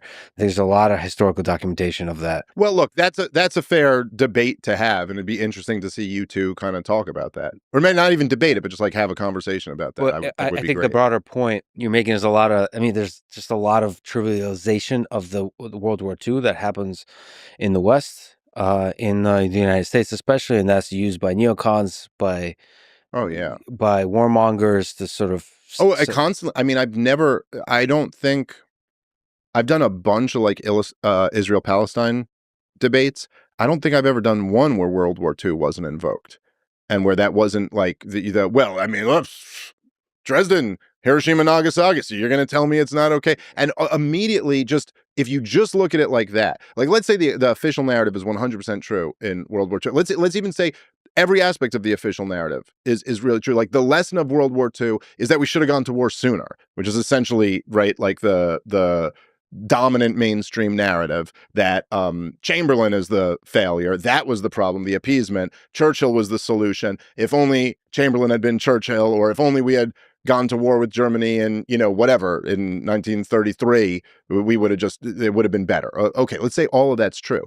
It still doesn't follow from that therefore in every situation, appeasement is wrong and aggression is good. It doesn't follow from that that's the only lesson of history and that now it's just okay to slaughter civilians. Like it's okay to go to total war against a civilian population because this one time it was necessary. Like it's, and the idea that Bobby Kennedy said this to me, again, somebody who I really do love and admire in many ways. And I'm glad he's the health secretary. But I remember him saying this, invoking the Nazis and making a comparison between Hamas and the Nazis. And you're like, dude, Hamas doesn't even control Gaza, really. The Nazis had most of Europe at one point. This is just not an apples to apples conversation. This is not, you can't even compare the two in terms of what type of menace or threat they are to the world. I mean, like, sure, maybe if Hamas had a lot of power, they'd use it in a bad way. But like, that's true with like some homeless guy on the street too, but he doesn't have that power. So like, what are we talking about here? And so I do think that the way the World War II narrative is weaponized has been, even if World War II itself was necessary and just, the way that that's been weaponized over the years has led to just like countless catastrophes. And like, there's always, it's not just like, I mean, I guess it's just in some ways there might be something positive about the fact that everybody's always called Hitler if they're bad. You know what I mean? But because we make Hitler the face of what is evil eternally or something. He really does play the role of the devil in our society in a strange way. But there is like, you know, Saddam was the next Hitler and Gaddafi was the next Hitler and Bashar al-Assad was the next Hitler. Trump. Trump is Hitler, Hamas is Hitler, except the problem is that like none of them are Hitler. None of them are even close. It's just totally different. Yeah, and the amount of power is really important. Like, it matters how much destructive power you have within you, the capabilities. But like every major superpower with nuclear weapons has the potential to be that destructive. It's just unproductive. And yet the only ones who ever have dropped them are us. Yeah. I was arguing with one guy on a podcast, and he said that he goes, "Oh, you can't allow dictators to have nuclear weapons because they might use them." And I was like, but we are the only ones who ever used them. And he goes, come on, that's naive or something. Like, wait, what? Why shouldn't that be pointed out? And I don't know. I mean, I'd prefer Iran not get nuclear weapons. You know, I, I think we're pushing them to probably want to pursue that. And I also think there's been a lot of propaganda about the nuclear program in Iran. I know at least since the 90s, according to Netanyahu, they've been 5 years away. Yeah, I think there's a lot of warmongering going on about all parts of the world, Iran especially. I have a lot of friends in Iran, from Iran. It's one of the most beautiful cultures in the world. Like this just superpower of intellect and culture, and it's really sad and disappointing that the regime is basically suppressing that culture. Yeah. You have to always remember, like, there's parts of the world where the people are beautiful and we don't get to see it because of the suppression, the lack of freedom. Yeah, no, absolutely. So all that said, there does seem to be a lot of hatred of Jews on X. Yeah. How much of it do you think is actual hate of Jews, and how much of it is just trolls and grifters and conspiracy nerds just, cosplaying as Nazis? It's really hard to tell. I mean, I don't know. I don't know how you even figure it out. And I think this is one of the problems with outrage culture. It's kind of one of the unintended consequences of it, is that now you just have no way of knowing who's saying this just to get a rise out of you, or who really sincerely means it, or who's some version of both. Then there's so many weird dynamics, because there's no question, like, I see it all the time. I mean, I see a level of like Jew hatred on Twitter that I've never seen before in my own replies and other people's things. And that's interesting. Like, first off, you're like, okay, what's going on here. Interesting sociological phenomenon. Yeah. Right, yeah, concerning and troubling and all of that stuff. But then you also see people who will be asking like completely legitimate questions or making completely legitimate points that are called anti-Semitic. And then that, I think, does not help the dynamic at all, because now you're almost like, oh, there's number one, you just kind of you make the word meaningless. You take away the disincentive for anybody else to actually be a Jew hater. Um, I think there's a lot going on. One of the things is that for young white men in America today, they've lived through the years of real insane progressive wokeism. And so, which is something like I'm 42. It's just a different thing for me. Like, I come from a different culture and a different time. That is just simply was not the case that when I was a teenager or when I was in college or when I was in my early 20s, that the school, the faculty, the politicians, Hollywood, all of them embraced racialism. They all said we're playing identity politics and it is okay to dice people up along these racial lines and have that first and foremost in your mind, And there is this weird feeling over this last year, and now with Trump being reelected, that like we snapped our fingers and wokeism went away or something like that. But these guys still came up in this era, and it was always the case that like one of the dangerous elements of playing this game was like, well, you think you're going to play this and that like young straight white men aren't going to start playing this game too? Why the hell would they not? Like, why would they just accept we'll just sit here while everybody else is allowed to have a racial identity and a grievance about it, and yet we'll be the one group who, yeah, you could just stomp all over us. We're the bad guys. And that's part of the reason why I always opposed the woke insanity. First and foremost, just because I think it's wrong. I think it's wrong to like be shitty to people based on their racial group, and that includes white people too. But then also you're like, you don't see that this is gonna result in something bad. So there's that. But clearly, and it was weird to me is that I guess it's because a lot of the people who are the most upset about the anti-Semitism also happen to be supporting Israel. Like, there's a big correlation between that.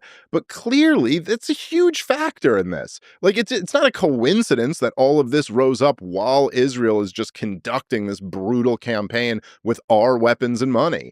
And so I always think with these things, whether it's with Putin or with Al-Qaeda or with whoever, and I'm not saying like the guy who posts like Jew hating stuff on Twitter is the same as them. I'm just saying in all of these situations, you always kind of got to separate like what are legitimate grievances and what are like, okay, that's you're wrong on that and you shouldn't be doing that. Like, so it's pretty easy for me to like, if I listen to like the Putin interview with Tucker, I thought his whole 30-minute opening thing was like horrible and just like kind of stupid, especially when you're talking to Tucker Carlson. This is like for an American audience. You know how much that does not resonate with Americans being like, we have a historic claim over another our entire society is founded on we think that's bullshit. Like, that's the entire history of our society. Is like, nah, it doesn't matter. Sorry. Like, literally read the Declaration of Independence. It just refutes everything Vladimir Putin said in the first 30 minutes. Like, our view of the world is that God wants us to be free. Mm-hmm. And we get to overthrow governments if they're infringing on our rights. Like, so that was stupid. But then when he's talking about like NATO enlargement and bringing Ukraine into the American military alliance, you're like, okay, he's got a legitimate point there. We would not allow one of our neighbors to be brought into China or Russia's military alliance. And so likewise, when it comes to those guys, I do think that like you almost look, it is just true. It is the case that America has fought many wars over the last 7 years, with Israel playing a very influential role in us fighting those wars. And, these were, this was like a scheme that was cooked up by the neoconservatives and the Likudniks in Israel that we would go through this path. But this has been confirmed by 4-star General Wesley Clark. He literally said it was a study paid for by the Israelis that we were going to topple 7 countries in 5 years. And we didn't get there in 5 years, but we've made attempts to topple all of those countries since then. You see, Trump's bombing the Houthis because they're pissed off about Israel's treatment of the Palestinians, and so they're trying to shut down their straits or whatever. And it's like, so we're just bombing another group on behalf of Israel. And if you really are concerned about the rise of Jew hatred, I would say, like, look, it's much like, sometimes people would argue where, the thing I said in the beginning about the terrorists don't hate us for our freedom, they hate us because we're over there. And people would say that's just what Osama bin Laden says. He just says he hates us for our military, but he really just hates us because he's an Islamist and we're free people or whatever. And you'd be like, okay, well, even if that's what's in his heart, that sure is his recruiting shtick. That sure is how he gets other people to blow themselves up. And so even if you want to say, which might very well be the case, that some of these people just hate Jews, and it wouldn't matter if Israel was at war with Gaza or not. It's like, okay, but that sure is their recruiting shtick. That sure is how they get other people to go look at what these Jews are doing in our foreign policy. So I don't know. There's a lot going on. I do think, I think racialism of all different forms is stupid and wrong. It always just leads to sloppy thinking and bad results. It's always kind of ugly. And then weirdly, it also always ends up hurting the person. Like, it's not good for you. It's not good for your soul. So I don't like seeing that stuff. But then I also think, like I was saying before about, there's like this hierarchy of outrages that you got to have in order to think and act. You have to kind of put these together. And, I just hear a little bit. It's something that despite being described as a self-hating Jew, I am really not. I love Jewish people. I love Jewish culture. I've benefited a lot from it. It's in many ways made me the person I am, and I think it's influenced some of the best parts of me. But there is like a whininess and a hysteria about this stuff that I think is just like not healthy. I think it's not good. I've told many Jewish friends and family this privately, but it's like, the way I look at it is like, I'm an American. This has been a wonderful country to be Jewish. Jews are doing exceptionally well in this country. We are 2% of the population or so, and we are thriving by any metric. And if mean stuff on Twitter is our great burden to bear, I don't think we should be talking about it like we're in the middle of Nazi Germany or something like that. So I do think people get hysterical about it. In a way that's completely not productive. But to me, I think of the Jew hating nerds and trolls on Twitter as just the other side of the woke I kind of leftist. get that. Yeah. It's almost like a response, like you were saying. It's just that the woke weren't censored, and the response to the woke was censored. And now Yeah. that on X they're less censored or not censored, you just get to see it, and they're both annoying. Yeah, Like, I agree with that. they don't really help the discussion on Israel. They don't help the discussion on anything. In fact, one of the reasons I stay away from that discussion of Israel, which I think is nuanced and really complicated in the way that we've been discussing, in order to have an intellectual like exploration of ideas, you have to be able to misstep and try ideas Yeah, for yeah. size. And if I'm going to be punished severely by these, I'm okay being criticized, when there's like low brain takes that are just lying about me en masse, like, it gets a huge amount of engagement just because you're like thinking out loud and reading history, and it's Yeah. just annoying. And by the way, I'm really interested about World War II, probably in the way that Dan Carlin and Daryl Cooper are interested, because it's such an interesting stage on which human nature was explored in all its forms, the geopolitics of it. Everybody on that stage was complicated. There's a lot of fascinating military tactics and strategy and military technology, plus the nuclear bomb, all of that. That's Yeah. like a moment in human history. Listen, I love Genghis Khan, Roman Empire, Alexander the Great. Those are all interesting studies of human history, of military tactics, of brutality, of human nature, all of that. That's why I want to be able to discuss that. It's fascinating, like, that humans are able to do that kind of thing. What causes them to do it? What were the dynamics involved? The propaganda on all sides. Could it have been avoided or not? Plus Stalin is part of this picture. Yeah. It's like, what the fuck? What? Like, you don't get characters. You don't get after the nuclear bomb. You're just not going to get characters like that. You're not going to get a global war of that kind. It might be a different one, maybe a cyber war, or maybe a war in space. but we're not going to get this kind of war ever again. That was the biggest and the last global war we're going to get. So I want to be able to like mouth off and explore and argue with Daryl Cooper about Churchill and say stupid shit in the process. And Daryl says stupid shit in the process too. And like together come up to so anyway, the trolls on the left and the right just make everything worse. And it's Yeah. annoying. No, I agree with that. And I'm sure like I'm sure I'm not without my own bias in this because but from my own like self-interested perspective, I'm not saying like this is the main reason to be annoyed with them or anything like that, but what I personally get is all types of like self-hating Jew, Yep. Nazi apologists, all this literally just because I criticize the way Israel's conducting this war. So I think that's like insane. But then I also feel like, and I'm not, listen, I want to be clear and disclaim this. I'm not saying this is the worst thing about people who are Jew haters on Twitter, but just from a personal perspective, I'm like, guys, you are not helping me, man. Like, it's like I'll get people in my comments who I think are trying to like catch my back who just don't know I'm Jewish. And then like I'll say something critical of Israel, and then someone will argue with me and they'll be like, oh, look, a Jew came in here to defend Israel. And I'm like, dude, first of all, do you're like literally you might as well be working for Mossad. You literally make you make the movement who's criticizing Israel look terrible, dude. Like you are literally the enemy that they would like to have. And so there's a very weird dynamic in the Israel-Palestine conflict where all of there's so many of the loons on both sides who almost seem like they're secretly working for the other side.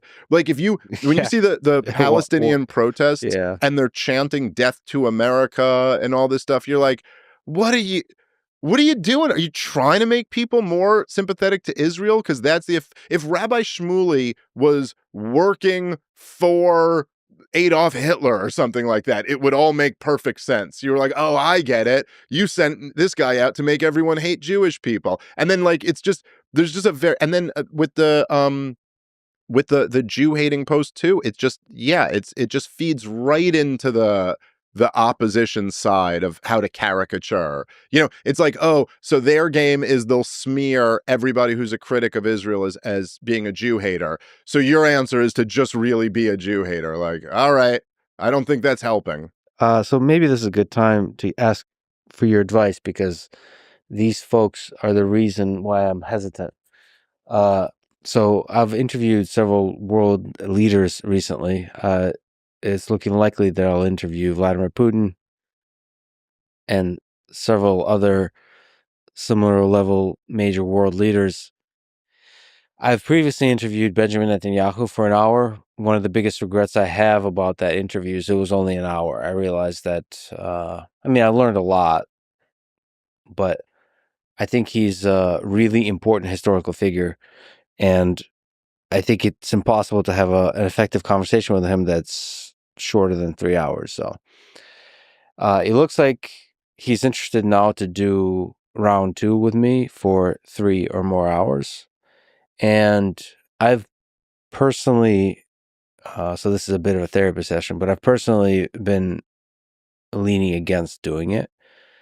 And I hate that I'm leaning against doing it because the reason I'm leaning against doing it is because of the very people you're talking about, because I just don't want them to, on either side, pro-Israel, it doesn't really matter, but the chanting sheep of Animal Farm, Jew hating or otherwise, just make your life, they follow you around everywhere online and make it difficult to think.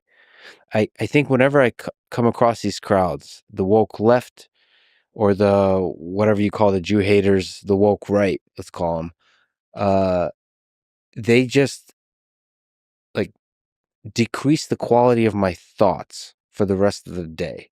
Like I I know feel what you mean. dumber. It's like Rogan talks about when he hears a bad comedian, he feels like nothing is funny anymore. This is what I feel like when I read their thoughts. It's like I'm going to go read a book now because I need to like recover Well, my it's a brain. dangerous kind of poison to let in your mind because then you're like, it's like, hey, I can't be thinking about you when I'm doing what I want to do. Like, I can't be thinking about what your reaction to this is going to be. The way I always thought about it was like when I'd get like, hate online, which I'm, always get, um, it's always just kind of like, I look at it like this, like I got I got a great family and a great career, and I really love what I do. I make really good money at what I do, and I do shows all the time. I get crowds of people who love what I do. I get a lot of people who listen to my podcast who love what I do. And it's like, so if I get all that and then the price that comes along with it is there's some people who talk shit online. It's like, that's a very good price to pay for all of this. Like it's just, and I just kind of made a decision at a certain point that it's like, I'm just going to accept that that's the price of business here. That's what it costs. And then, okay, fine. And then sometimes I try to have fun with it or mock them or whatever, or to go back. But to me, now again, I can never tell you what to do because it's a very personal price that you have to pay. And it's a very weird psychological dynamic. I mean, it's just not, it's almost something like that we were not evolved to deal with, and is very artificial, and it's very, like if there's a group of like thousands of people who hate your guts and are furious at you, we're almost like hardwired to be like, well, I'm gonna be killed now. Like that's the next thing that happens. You you're not supposed to get to know what just someone in Arkansas thinks about you right now. But so that's a very personal like decision to make. But I kind of feel like guys like me and you have already made the decision that we're in the arena and we're going to deal with that price. And so I just, from my perspective, I'm like, yeah, but how could you turn down getting 3 hours with Netanyahu? Like that would just be so interesting. And I'm not even saying, like I hate the guy, but I'm not saying you should interview him like you hate the guy, or I'm not saying you even have to like grill it, but just if you get 3 hours with somebody, something interesting is going to be revealed there. There'll be a benefit to that. It'll be interesting to just see him talk that way. There's also something about, as we kind of saw with Trump doing the podcasts, and even with JD Vance doing some of the podcasts, there is something really interesting about this format, the long form podcast, where it just gets people to let down their guard and reveal themselves a little bit more. Like it's not just the time factor. Like that's a big one. It's a huge, huge one. But it's like, there's something about like, if me and you were just like, if we were having this conversation right now, but in back of us was like a cable news, background of red and blue and sparks and a ticker at the bottom of the show, and then you just start interviewing someone, it's just a different thing. Whereas this, you just kind of like fall into conversation mode. And I'd be interested to see him fall into that. Putin too. Like I just think it's great. First of all, thank you for the encouragement. um, but to push back on the complexity of it a little bit, I think everything you said about your life is also true about my life, except family. I want to have a family. You son of a bitch, you bragging.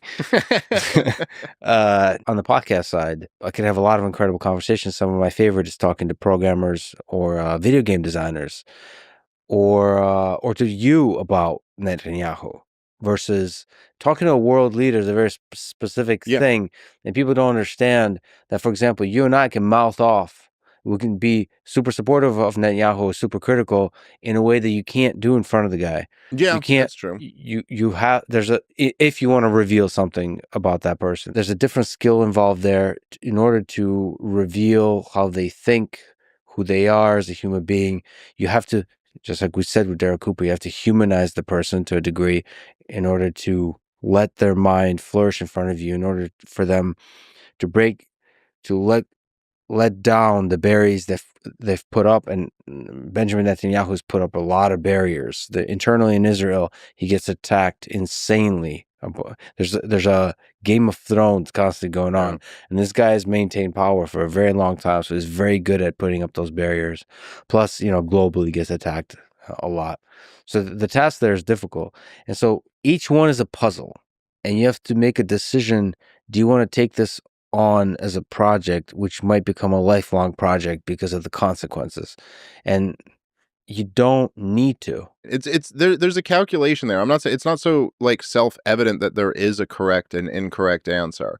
And I do think that we've probably all had things like certain type of ventures in life where you're like, all right, no, I don't want to do that. But then you have to have a moment and be like, well, why is it you don't want it? Oh, is it just because it's going to be a lot of work? Is it just because you're scared of it? Is it just because this? And those typically are not good reasons to not do something. Like, you know what I mean? And then now there is a reasonable, I think, point that you made in there where it's like, when it is a different game to interview a world leader. That is a very different thing. Like talking to some comedian about his thoughts on all this stuff is a very different thing than talking to a world leader, and especially one who's conducting a brutal war as you're talking to them. You know, like and I don't know exactly what the way to navigate that is. I agree with you. It's not just to be like hostile and be like, I've got you here for 3 hours. I'm going to grill the shit. It's like, probably not the best way to do it. There's probably to like have a conversation, to talk to the guy, probably try to get some important questions in, but also give him a chance to breathe and be a person. Um, I just, from my perspective, but again, it's a very personal thing. For me, I just do think that I'm going, I hope you do it, because I'd love to see that podcast. Okay, well, see, this is why it's part of the reason I asked you is because I get a Dave Smith endorsement on the on There you go. so that When this completely ruins, yeah, exactly. Yeah, At least there's another guy who thought there's a chance it might be a good idea. Because I don't know, I see that's the cool thing about the things we do. You've been through a lot of battles. You walked into a lot of tough debates, and it's like you don't know. This could be the conversation that like ends you. I know. I'll say I think that's one of the things that I love about doing debates. And there is something about that where I do kind of feel this, like I'm a little bit of like an adrenaline junkie. I mean, not like really, I don't like skydive or do stuff like that, but like doing stand up is kind of like, Yeah. there's always something about that's like you're risking a lot by doing it. You're like, you feel alive, like not like the way you do when you first start, but there is something about that. And there's something about, well, first of all, I feel there's kind of two things. Like, number one, I feel like I'm obligated, and I wouldn't say this for you, but I think this is true for me. I think I'm obligated to do like at least several debates a year. And I think that if I'm going to go on shows like your show and Rogan's show and Tucker's show and Candace or whoever else, Patrick Bet David and Tim Pool, and I go on these big shows for long form things, and I'm sitting there and I'm being like, okay, it's like this, like, and I think it's like this and that. Then if I'm going to do that, I kind of have an obligation to like test myself against someone being like, no, it's not like that, and then like showing that I think I can stand up to these kind of challenges. So I feel like I'm kind of obligated, but then I do like, there is a feeling to it where you're like, hey man, like this is not, my career is not a joke. Like I got little kids. This is how I support them, and like I am kind of taking my career in my hands every time I go do one of these debates. Like if I just get smoked and this guy just totally beats me up, it's like, I don't know. How's anyone going to look at me again after that? You'd be like, oh, you acted like you had such a good point, and then this guy just totally destroyed your point. So, but that then kind of motivates me to be like, okay, I got to really be on point. I got to really make sure I've done my homework. I got to make sure my argument's really tight. I got to think about this thing from all ends. And then on the other level, it's like, if someone can do that to me, then kind of that's the way the movie's supposed to end. Like if there is some hole in my argument that I'm just not thinking of, and then someone else can point it out to me and I got no response to it, then I kind of deserve to be humiliated publicly for that. So, all right. And I don't know. It's kind of exciting in a way. Because the movie ends at some point. Well, that's true. Unless you and your genius friends can figure out how to, give us eternal life or something. I don't think I want to live. I don't think I want to live forever. I think flirting with that idea too much is dangerous. This kind of transhumanism kind of idea. Yeah. It's not a good way of thinking. Of course, I do want to heal diseases and extend human life, especially high quality of human life. But yeah. If we could be in like much better shape and much healthier and like extend life by a few decades, I think that would be great. But I agree with you. I think there's supposed to be an expiration date on it. I think there's something about like scarcity being a necessary component in a lot of different fields. You know what I mean? Where it's like the life itself having a finite amount of time on it, I think makes it more precious. Yeah, at the individual level and then at the societal level, it just does seem like death is the way you get new ideas. It's like people kind of solidify their ideas and are unwilling to change their mind. And the only way you get new Yeah, that's an ideas, interesting, right? The next generation you have has to to take them over. Yeah, you have yeah. to keep churning. All right, speaking of the trolls and Israel, I got to ask you about this. Let's talk about Jeffrey Epstein. Hmm. I recently got attacked because of a couple conversations I had with Tim Dillon 3 and 4 years ago. I love Tim Dillon. He's hilarious. I love Tim too. I've known Tim for many years. Love that guy. Yeah. So I bring up Jeffrey Epstein often because there's a fascinating study of evil to me, whichever angle you take on it. And I think they're partially to talk shit, but I showed some skepticism that he's connected to Mossad. So to me, there's three, and I've evolved on that since then. Uh, by the way, I'm not actually sure it's Mossad. It could be any intelligence agency. It could be CIA. But I was wondering if you could educate me. I did a little research on this last night. I looked into it a little more, and then I saw that you said he's definitely Mossad. Well, I don't know if I didn't say he was definitely Mossad. I don't know my exact. I mean, I made one kind of jokey post, as is the case with almost any intelligence operation.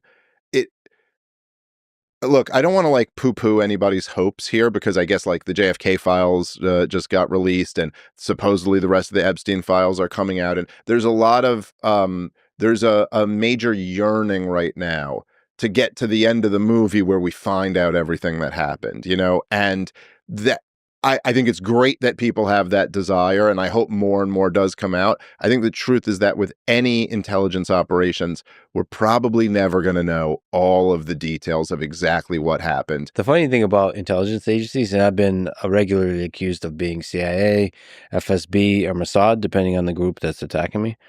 But I think it's a fascinating topic, and it's very difficult to know somebody's intelligence. But if you have any nuance and want to discuss the nuances, then the comment is going to be that guy for sure is Mossad, Right. Yeah. if we're talking about Mossad or so on. But yeah, that's one of the things I didn't know, and I saw what is it? Alex Acosta said that basically mentioned that Epstein's intelligence. That to me is like, okay, that's a piece of evidence. That's a really valuable piece of evidence that he's intelligence. And that was very not just intelligence, but Mossad. Because that before that, I thought it might be CIA because that's I kind of heard And I think rumors it's about. quite possible that he was working with elements of both. I mean, as I think is often the case. I also think that's something that people get a little bit wrong, like when they think like, okay, this guy was CIA or this guy was Mossad. And then there's also, I think there's the possibility that there are rogue elements within those organizations. Like this is not necessarily coming from the director or what, I don't know. But you look at the guy, the way his career trajectory tracks is like completely unexplainable outside of being connected to intelligence. Like it's not just like the one or two people saying that he's intelligence. It's like, dude, the idea that you're just like you have no experience and you're a teacher at Dalton, which is like this incredibly elite New York City private school, and then all of a sudden you're at Bear Stearns, and like within 2 years you've like made partner, and you're worth hundreds of millions of dollars, and nobody knows where you made your money from. This just doesn't happen. And then you're just inserted into this world with all of the most like highest level political leaders and cultural figures and stuff. But the thing that's amazing about the Jeffrey Epstein story is that it's like the level of evil and the level of corruption that it exposes, no matter what the answer is. Like no matter what the answer is, it's you're gonna tell me that there was a pedophile ring in our country that involved. I mean, listen, dude, if you had said this shit before it came out, this would have been the wildest conspiracy theory. But a pedophile ring that involves the most powerful people in the United States of America and in the world to some degree, touching the royal family, the Clintons, like all these people, and that this was known and covered up and then allowed to continue. I mean, like the there's a blackmail operation that relies on raping American children. And like, if this is whether it's CIA or Mossad doesn't make one less, it's equally horrible. But then there's like these elements where like you're like, okay, so when he first got arrested, and then he was given a slap on the wrist, and then the prosecutor says, "Well, I was told by the intelligence community that he's intelligence and to go easy on him." It's like, okay, okay, and you didn't resign in disgust that day. You know what I mean? Like, I don't think that's too much to ask for. There was the ABC reporter who said that she had the whole story. She was on the hot mic saying she had the whole story, and then the network told her to squash it. It's like, and you stayed working there? Yeah. Like, I'm sorry. Like, I'm not saying like we're all imperfect and none of us are heroes, but like you're at a news network and you uncovered a child raping ring that implicated the most powerful people in our society, and your news network told you we will not run this story because of our relationship with the royal family, and you did not resign in disgust that day and take this story to every single independent outlet that would maybe publish it. I'm sorry. It's like it's so damning to the entire apparatus that we did not see, at the very least, see mass resignations of this. Forget even like at the very least expect that it would have been prosecuted and shut down. And then, still to this day, even it's like, and I think Tucker Carlson just said this recently, but like, and I guess it's a little bit of a weird area when you're filming people raping children, but where are the tapes? Why is everyone talking about the flight logs and the files? Where are the tapes? This guy was clearly taping people to blackmail them.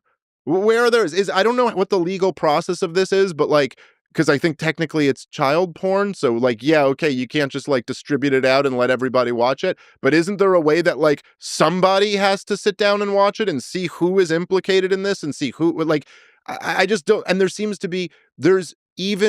I think there's a lot of LARPing with this administration going on right now on this topic, but does anybody really expect that we're actually going to get to the bottom of this? Because I don't. And that in itself just tells you what a sham this whole goddamn system is. One of the things that's so amazing about the Jeffrey Epstein story, right, is, you have all of that. And then, of course, the end of it, which is just like, wait a minute, wait, what? Hold on. He's in like the most secure, like, prison. And then he gets the cameras go out and the correctional officers don't fill out the log and he's found dead. I mean, it's it's just, but when you look at it in totality, there's just like no getting around the huge indictment it is of this entire, like, everything.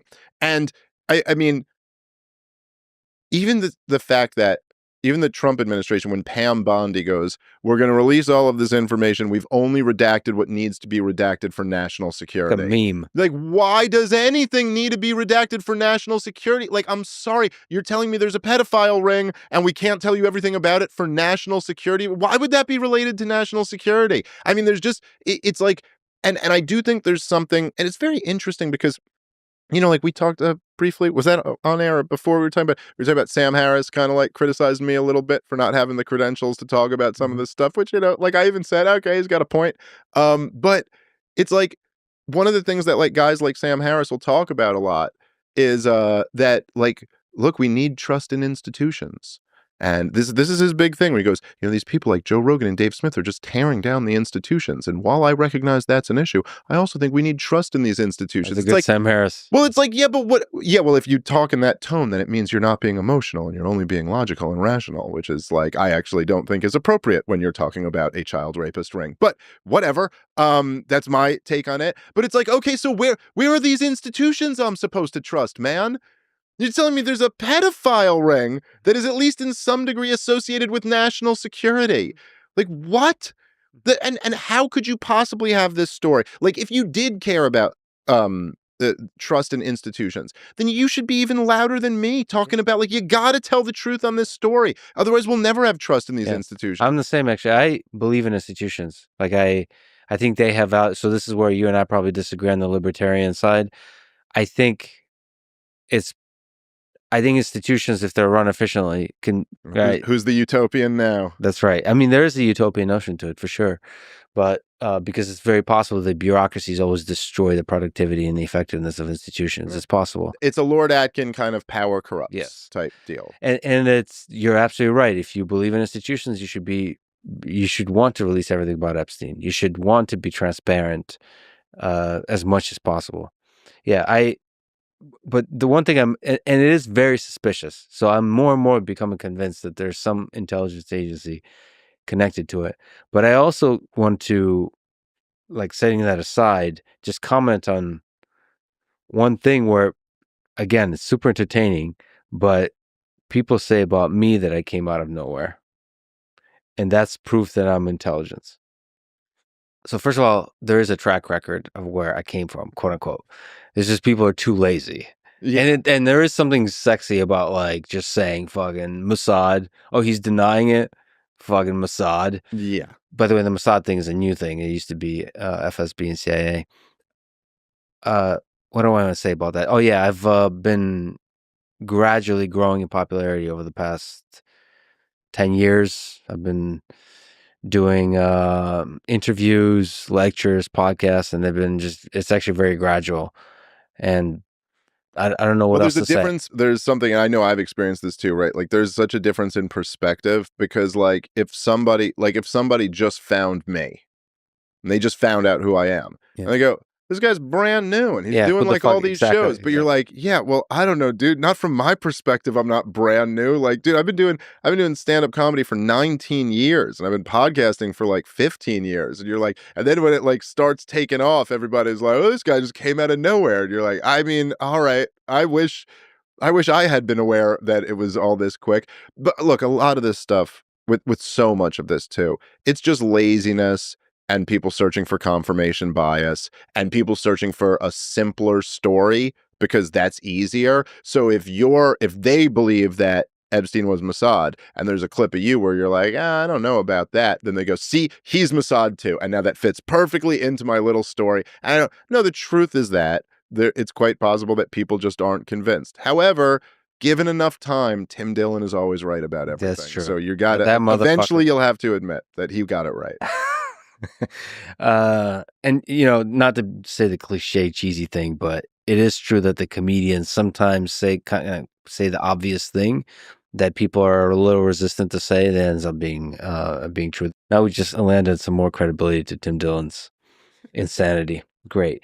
Now I do want to comment on there's the other aspect of me that came out of nowhere, fine, but I do get to talk to world leaders, which I have to really admit, I don't understand why. So the experience I've had is you basically gain a reputation. Like, I talked to a lot of scientists early on. You gain a reputation like that. This is a interesting person to talk to, and that travels. And then over time, you get fans, and world leaders are humans too. Like, they listen to this stuff, and sometimes it's their family that listens. Yeah, oftentimes, right? Like their kids, it seems to be a big one. And so, that's just how it happens. And so you sent an email, hey, you want to talk? And then their team or them directly, in several cases, they just respond, yeah. And then that's it. It's as simple as that. And they're human beings. And I think a lot of them, as human beings, are exhausted by journalists, but shitty journalists, I should say.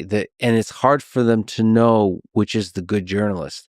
By good, there's the cynical view that they want somebody who's just going to spout propaganda that aligned with their propaganda. No, they just want a good faith person in front of them. Now, and I should also say that no single world leader has told me which questions to ask. There's this meme about my conversation with Modi that's like scripted. Nope. There was zero oversight. I have full control. Well, it's also like there's, I mean, obviously one of the major dynamics, which is just like one of the most interesting kind of themes in the world, I think, right now, but it's particularly true in America, is that like the corporate media is just shrinking and shrinking and shrinking. And this, whatever this is, which is so weird that we still all call them podcasts, because that's just not the right name for them at all. And none of us have had an iPod in quite a long Yeah. time. And like, I don't know, it's just such a like the first thing person came up with it. It's a cast on an iPod. It's a podcast, and we all still use that term, even though but whatever these shows on the internet have the audience. And so that's a big factor, just that it's like, oh, this is where you can go to the audience. And then I would say, and I don't know exactly, like, I have no idea, I should say, the motivations inside any individual's heads, but I would say, like, in the case of Vladimir Putin, he is completely blacked out in American media, and to the point that even RT has been blocked out. They never play any of his speeches. They never allow you to hear, like, look, this is what this guy's perspective is. It's very interesting in the same way that they kind of all flipped out when Osama bin Laden's letter to America went viral on TikTok, and then all the talks of banning TikTok increased and stuff. So for him, say, like, when he did the Tucker interview, or if he does an interview with you, well, that's a way for him to do an end around and allow his perspective to be heard, which I personally think is, like, obviously a good thing. Like, if you're going to go in a war, and we're kind of in a war with Russia right now, you should know what is the other guy's perspective is. Not that you should take it as gospel, but, and then from Netanyahu's perspective, I would imagine, you know, they Israel has a lot of control in a lot of different areas, but they have been losing the internet battle very, very badly, and it's a major problem for Israel. I mean, I don't know. I still think, I think in a very strange way, everybody seems to be underestimating how grave the implications of all of this are. But Israel, the view of Israel from the world is never going to be the same what it was before. The entire, and the generational divide on it is so stark. Like, everybody, 40 and under, who very quickly, the time goes by quickly. Pretty soon, that's, the 40 and over crowd gets aged out pretty quickly. And this is just it's never going to be the perception of Israel that my parents' generation had ever again, because of this war. And, I'm sure to some degree, at least, Netanyahu is like, feels like he has to try to get his perspective into that internet conversation area. And so I think a lot of different people, obviously it was Donald Trump's, it's in a way, it's kind of shocking. And I guess kind of Bobby Kennedy, when he was running for president, and Vivek Ramaswamy, when he was running for president, they kind of were doing some of it even before Donald Trump was. But it is kind of crazy in a way that it took this long for politicians to figure out that it's like, oh, well, I guess we got to go where the audience is. That's the point of doing shows, right? I mean, like, would you rather do a show, like, with 1 million people or with 10 million people? It's like, well, okay, you guys do CNN all the time. Why wouldn't you do Joe Rogan's podcast? It's just a bigger audience, and those people get to vote too. You reminded me with Netanyahu that one of the goals I have with the podcast is to have the kind of conversation that a historian would find useful 20 years from now, which is tough to do because you're going to get punished for it. Because it's mostly, I want to reveal as much information as possible without the signaling, you just want to know, who was this person? Yeah, no, I think that's exactly right. And I think this was kind of what Daryl was saying. I think that the part of the awful thing of always using World War II as the next example for the next war is that it's almost like you're never, this is, they hate us for our freedom, or Vladimir Putin's just mad and he wants to reconstitute the Soviet Union. It's like, they always insist that we can never treat our enemies as people and be like, this is a real person with real grievances. And even they might be a fanatic also. Like, I'm not saying they're not, but it's just like that there are these, like, human qualities to it. And it's always like, whatever, even when they were going, before they did the, Obama and Hillary Clinton did the regime change war in Libya, it was like all this propaganda. They're like, he's buying up Viagra to rape all the women, and he's going to go genocide. This guy who had been in power for decades, you know what I mean? Like, it hadn't done that. And it's just like, oh, it's like the way you're supposed to think about war is almost like these people have been possessed by pure evil. They are monsters, and there's no talking to them. There's no dealing with them. It's just simply this. But look, a good example, just this recent conflict with the Houthis, where you have the Houthis in Yemen, which Saudi Arabia invaded in 2015 with the full backing of the United States of America. And the Houthis maintained power for 8 years through that. They maintained power until the Saudis finally gave up. And it was literally like the Saudis were just killing hundreds of thousands of people, and then the Houthis would like get like a drone off at one of their oil refineries or something like that. And that eventually they were just doing enough damage that it was like, shit, all right, this isn't worth it anymore. And so they end it. And so anyway, you have this thing. You're like, okay, so if they went through a total war for 8 years, what do you think? Trump sending a few Tomahawk missiles over there is gonna stop them from doing this? Okay, but then they didn't do anything, and this is according to all reporting on it. They didn't do anything during the ceasefire. It was only once the ceasefire broke down that they went back to attacking ships again that were coming through. So you just see this thing where you're like, it's not saying right or wrong or who's good or bad. It's like, look, sometimes there's a diplomatic solution and there's not a military solution. And like in this case, you're like, it just shows you, okay, if there was a ceasefire here, these guys will chill out. What do you want to do? Again, do you want to go to total war with it? Because like, okay, we could overthrow the Houthis. If the US invades Yemen, like that's kind of what it would take.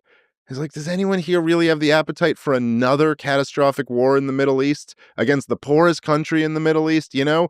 Or we could pursue this diplomatic route, which seemed at least, I mean, I'm just saying, based on the evidence that they weren't attacking ships during the ceasefire, seems like there could be a diplomatic solution here. And so there's just like a lot. And the problem is when you don't, like, if you make everybody monsters and they're not human beings, well, you can't do diplomacy with monsters. You can't you can't negotiate with monsters, but you can with humans. And like, you know, I'm sure there are, you know, like to our earlier discussion, like maybe there are times where you shouldn't negotiate or you can't negotiate with humans, but it's better if you can.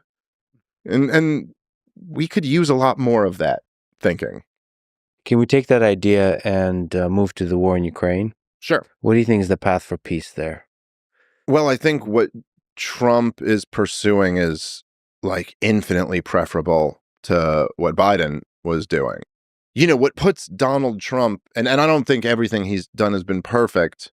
And I really did not like that mineral deal that he was floating out for a while there. And I think maybe that might be the best thing that came out of that Oval Office thing is that maybe that, you know, Donald Trump goes, it's going to be very tough to do business like this. And it's like, yeah, we shouldn't be doing this business deal anyway. But and by the way, I don't think we should do it on a few number one, principally, I think it is kind of like bullying Ukraine out of resources. And from what I understand, they don't even have that many like fine minerals, but whatever.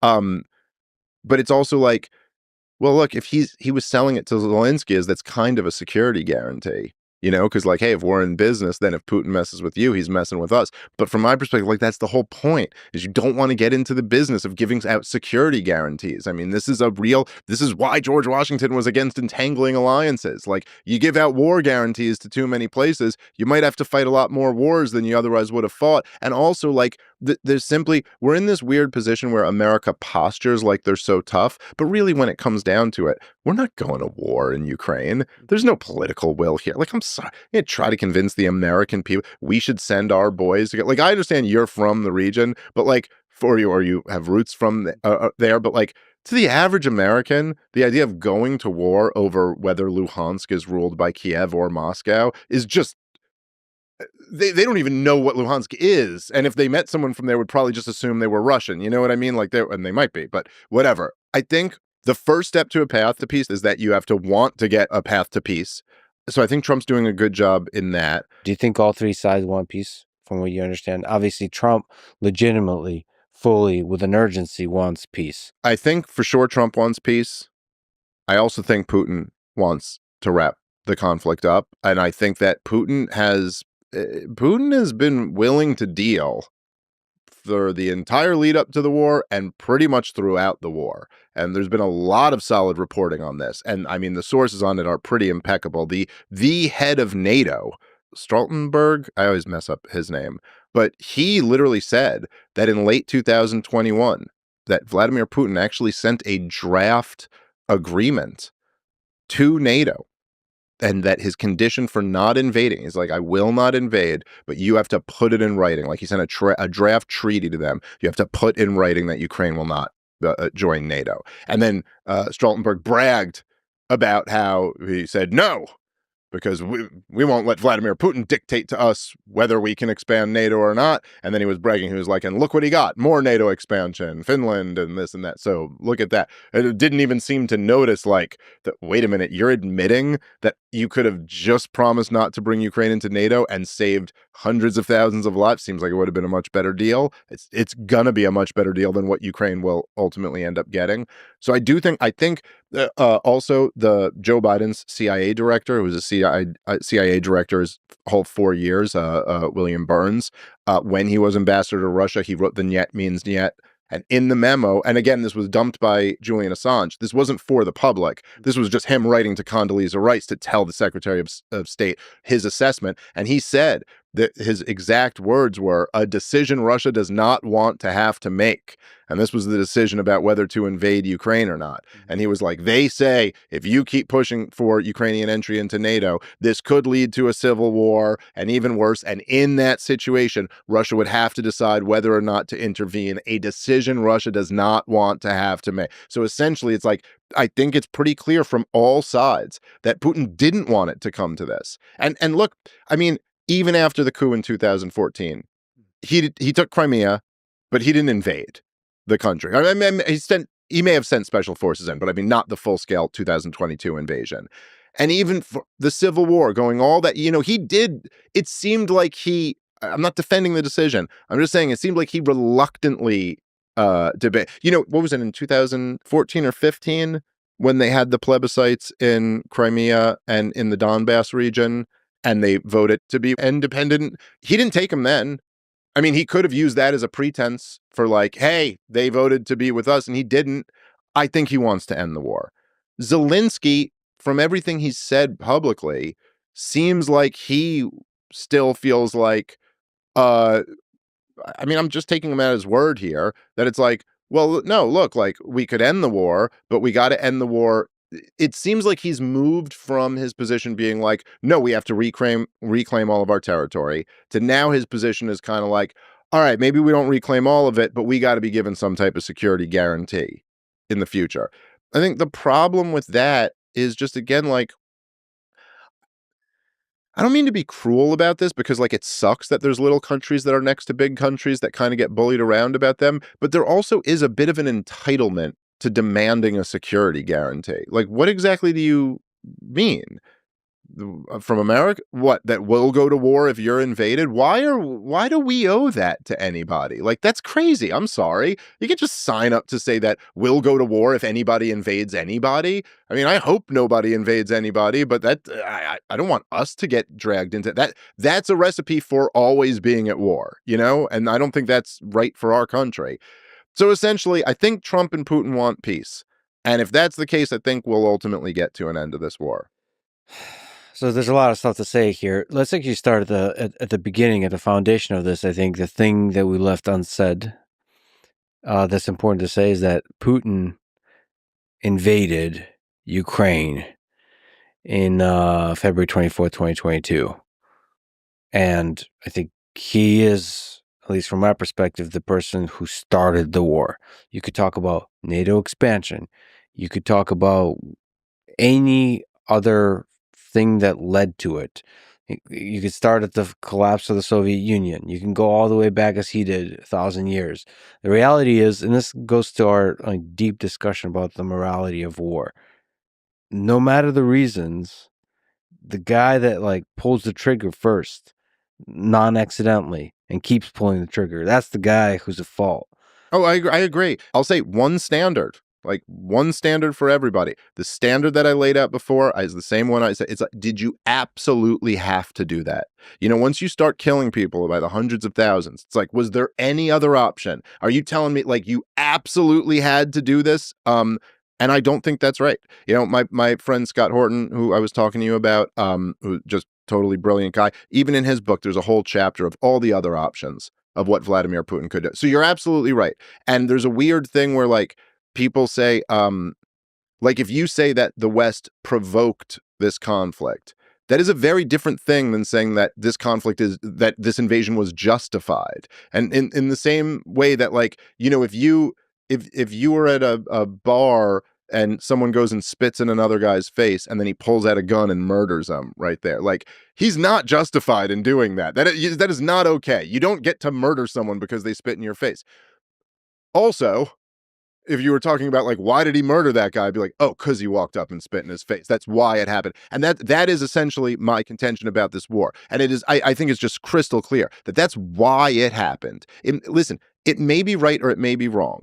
But if China or Russia ever like backed a street putsch to overthrow the democratically elected government in Mexico and then install a pro-Chinese or a pro-Russian government and then started pumping arms into that conflict and then kept floating out the idea that they were going to bring them into their military alliance, DC would simply not allow that. You cannot do that. Any more than the Soviet Union could put nukes in Cuba. Like, sorry. That should be said that that's really Cold War 20th century neocon thinking, right? It is the way the world works, but like I don't think you should still punish. I don't think outside of the neoconservatives, listen, whether you're talking about the neoconservatives or going way before any other group that has ever had control of U.S. foreign policy, going back to the Cold Warriors, the Truman administration, the Eisenhower administration. I think you could take this back to Thomas Jefferson. If this happened in 1801, there is simply no way that they would allow a foreign great power to come bring our neighbor, overthrow their government, and then bring our neighbor into their military alliance. I think there's no great power that would ever tolerate that. First of all, we're in a post-nuclear world, right? So meaning there's nuclear weapons. So the threat of somebody being on your border is just not the same kind of threat when you're a nuclear power, which is why, you look at Finland. No, I think in some ways it's more of a threat in some ways. Well, Putin is not upset about Finland joining NATO nearly as much. Look, I'm just saying, to Vladimir Putin, in his own words, what his issue always was the military hardware that comes along with NATO membership. So it's not just that you get into NATO, but then you get all that military hardware there. And he made a huge deal about the dual-use rocket launchers in Poland, which George W. Bush put there after 9/11. So I think all of those things are factors. I think Ukraine, the Crimea being their only year-long warm water port, I think there's like several, elements to it. But I do think a huge part of it is that the country's been invaded through Ukraine multiple times. And so there's just, he, I think, very reasonably within the grading on a curve of how reasonable governments are, he saw that as a security threat. But we should make very clear, because the way that comes across, the full responsibility of the invasion of Ukraine lays at the hands of Vladimir Putin. Sure. I completely agree with that. Vladimir Putin launched a war where, again, I don't know exactly what the numbers are. I've read a whole bunch of estimates, some that contradict each other, but the consensus seems to be it's at least in the hundreds of thousands, possibly well north of 1 million, if you're talking about the casualties on both sides. And Vladimir Putin launched a war that led to that. And he's responsible for that. That being said, you can also point out that really what we're talking about here is the George H.W. Bush administration, the Clintons, Bush again, Obama, and then Trump, and the people who were in charge of the foreign policy in those administrations, the same ones who gave us Iraq, Afghanistan, Libya, Syria, Somalia, Yemen, they were also in charge of our European foreign policy, and they had the most reckless the most reckless policy of all was their NATO policy, and that they drove up to this conflict with Russia with nothing but off-ramp after off-ramp after off-ramp, and consciously decided that we're not going to take any of those. We're going to drive it all the way up to this point. And Thomas Friedman for the New York Times interviewed George Kennan in 1998, and George Kennan was the Cold Warrior. He's credited as founding the containment strategy in the Cold War. And he was talking about the first round of NATO expansion, which he and many other foreign policy graybeards opposed. And he was talking, and he was like, this is the worst thing we could possibly do after the fall of the Soviet Union, to now say that we had this alliance in NATO that was an anti-Russian military alliance. And now that the Soviet Union isn't there anymore, and it's Boris Yeltsin's Russia, that now we're going to expand NATO because of that. And he literally said in 1998, he goes, the people advocating that we expand NATO are going to continue advocating it and advocating it and advocating it. And then there will be a Russian reaction. And then they'll say, see, that's why we were right to expand NATO. But they'll get this completely wrong. When do you think a deal is reached? I really have no idea what the timeline's going to look like. I'm hoping sooner rather than later. I think I think Donald Trump would love nothing more than to have some type of like big spectacle of ending this war, some type of big press conference or some type of, you know what I mean? And so I'm sure, like, my guess would be that's where Trump's mind is how to do this in the best way that sells him the best. And, but I think that already we're in a position where Donald Trump has put a lot of political capital chips into the middle of the table that I can end this war, and he's going to look very, very bad if he can't. So he's very highly incentivized to get this thing done as quick as possible. And so hopefully that can happen soon. It would be great if it could happen in the next month. Yeah, people on both sides outside of Donald Trump were telling me that it's a process. Yeah. There's a kind of implication is gonna take a while, which I really hate. I Yeah, really it's a shame. love Donald Trump's urgency. Well, it's also terrible. There's something really awful, like, look, when innocent people dying in war at any time is terrible, but there is something profoundly awful, and I'm old enough now that I've seen this a few times happen, or I've lived through it a few times. I've read about it happening earlier, but it's like once you've kind of already decided the war's over and people still die, you know what I mean? There's something almost like sadder about that, because it's always like, come on, you already know, like when there'd be like a big, there'd be like a bombing campaign in Afghanistan, like when we all already knew we were a few months away from ending the war. You're like, oh, you got to kill more people like on the way out. We already know we're leaving. We already know that, because there's something, at least in the beginning, they could kind of hide behind this justification, or they could be like, listen, we're going to overthrow the Taliban and we're going to install our new government. They're going to be a democracy. It's going really good. We have to do this in order to do this bigger project. But then by the end, you're like, we're not even pretending anymore that we're doing anything more positive. It's just someone dying in a senseless thing we never should have been in. Well, in the spirit of that, that's why I traveled to Moscow, and we'll travel to Moscow again in the near future to likely interview Vladimir Putin, and hopefully travel back to Ukraine, which I did, to talk again with Volodymyr Zelensky, or with whoever the future president is. You'll be the only guy who's interviewed both of them, I think, Yeah. during this war, right? And I have to say, the border crossing is getting increasingly more intense. Like, yeah, I went to Canada last week and I didn't care for that, so I'm sure. Primarily, it's the nations of war, as it was in Ukraine, and it's dangerous to do both. It's also like I think something that's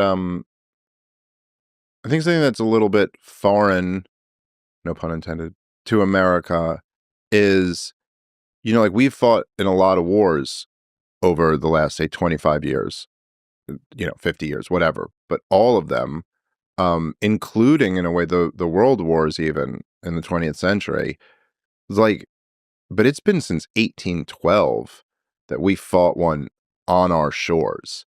And none of the other ones, I mean, I guess Pearl Harbor, but even Pearl Harbor, that was a one-off, and it was only it was America technically, but it wasn't mainland America, And so we're fighting wars like halfway across the world. But it's a very different thing for two neighboring countries to fight. And even though most of the fighting's been done on the Ukrainian side, not all of it, like there have been, I think there still are areas in Russia, like inside Russia's borders, where there's action. And so it's just like, there's something so much more real about that. That's not just like, the wars we're used to are we send a military that is 100,000 times more sophisticated than anything it'll be meeting on the ground over to a third world country to go do that. Now, as we've found out over the years, there's still a lot of challenges to that. Even when your side has night vision goggles and the other one doesn't, and your side can call in airstrikes and the other one can't, and your side has all this sophisticated training and the other side's practicing on monkey bars, still very hard to occupy a people and dominate them and defeat an insurgency.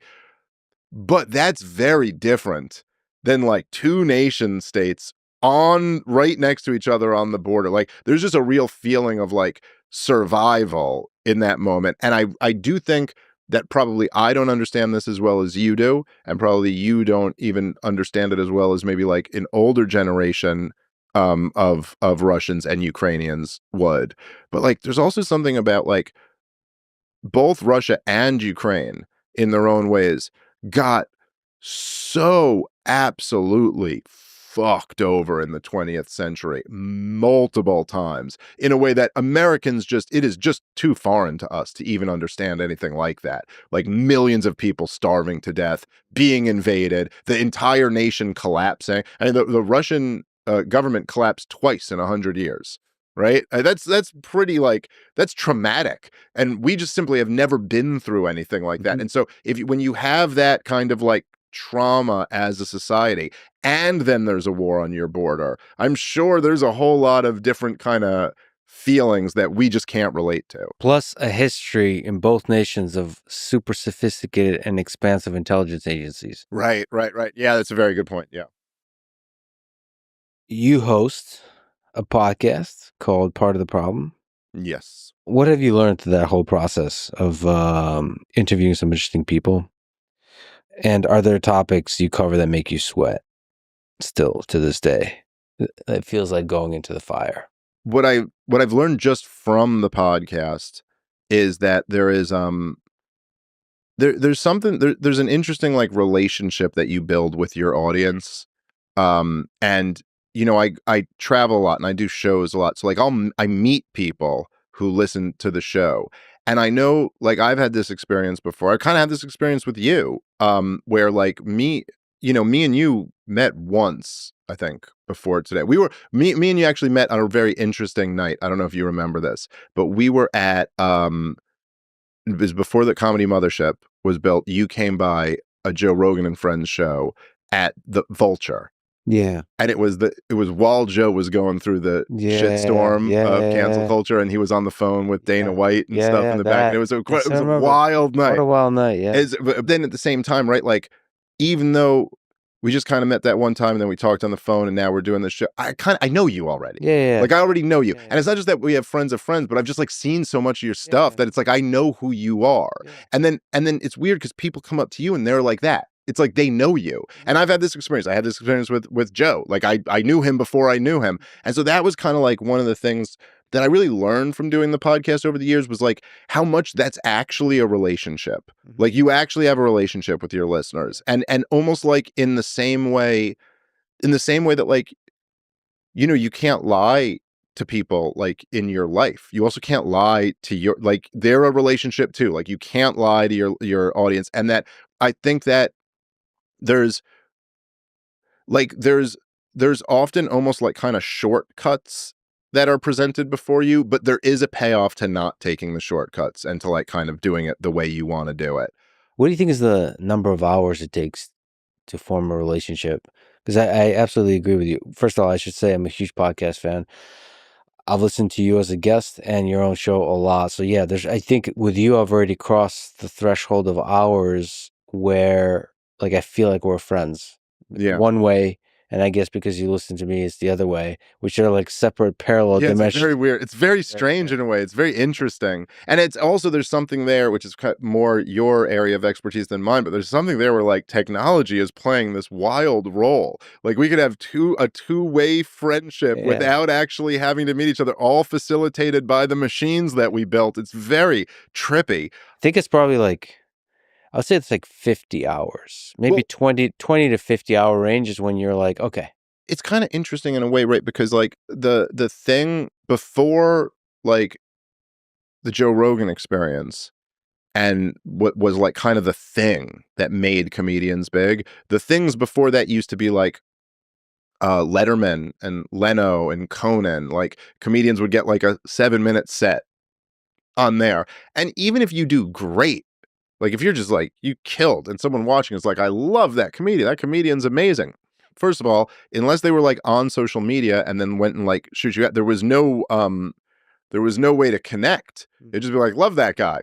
Anyway, back to my life. And then maybe you'll remember him. And maybe when he's coming to town, you'd see, oh, that same guy I saw in Conan is going to be at the local comedy club or something. Maybe. But then like Rogan became the main thing. And now they didn't just see you do 7 minutes of stand up. They sat and listened to you for 3 hours. So even, let's just say, even off that one, off the 1 3-hour podcast, right. you come away knowing a lot more about that person. It's not like just a little taste. You know a lot about it. But there is, I probably would put the threshold at 40 to 50 hours. Like, if you've consumed 40 to 50 hours of somebody, especially when they're doing what we do on these shows where you're speaking very you're speaking in a very unguarded manner, even though like this is your show and you asked like a lot of questions. You don't know exactly where this is going to go. You know, then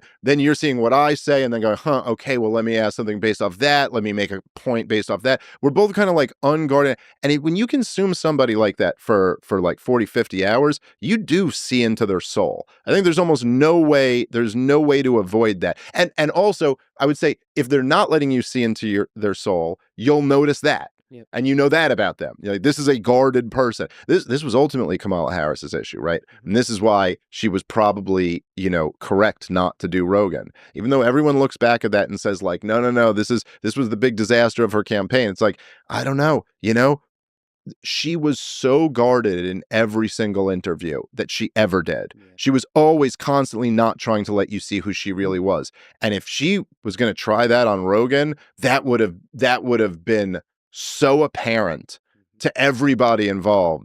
So you've had a lot of intense conversations on Jerry. What do you appreciate most about Joe as a human being, as a conversation partner?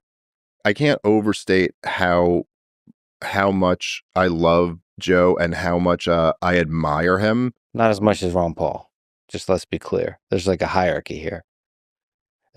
He's close, wow. man. Holy shit. They're both like there's like very few. That means a lot coming from you. There's Ron Paul and Joe Rogan those are like my generals. Yeah. And I'm a soldier. And those are my guys. Like if Joe Rogan pointed to some guy and said, you gotta go fight that guy right now, I'd be like, all right, I gotta go fight that guy, or what, Ron Paul too. I just think it's both very personally for me, like Ron Paul like introduced me to like a set of ideas that like changed my life, and I'm just enormously grateful for that.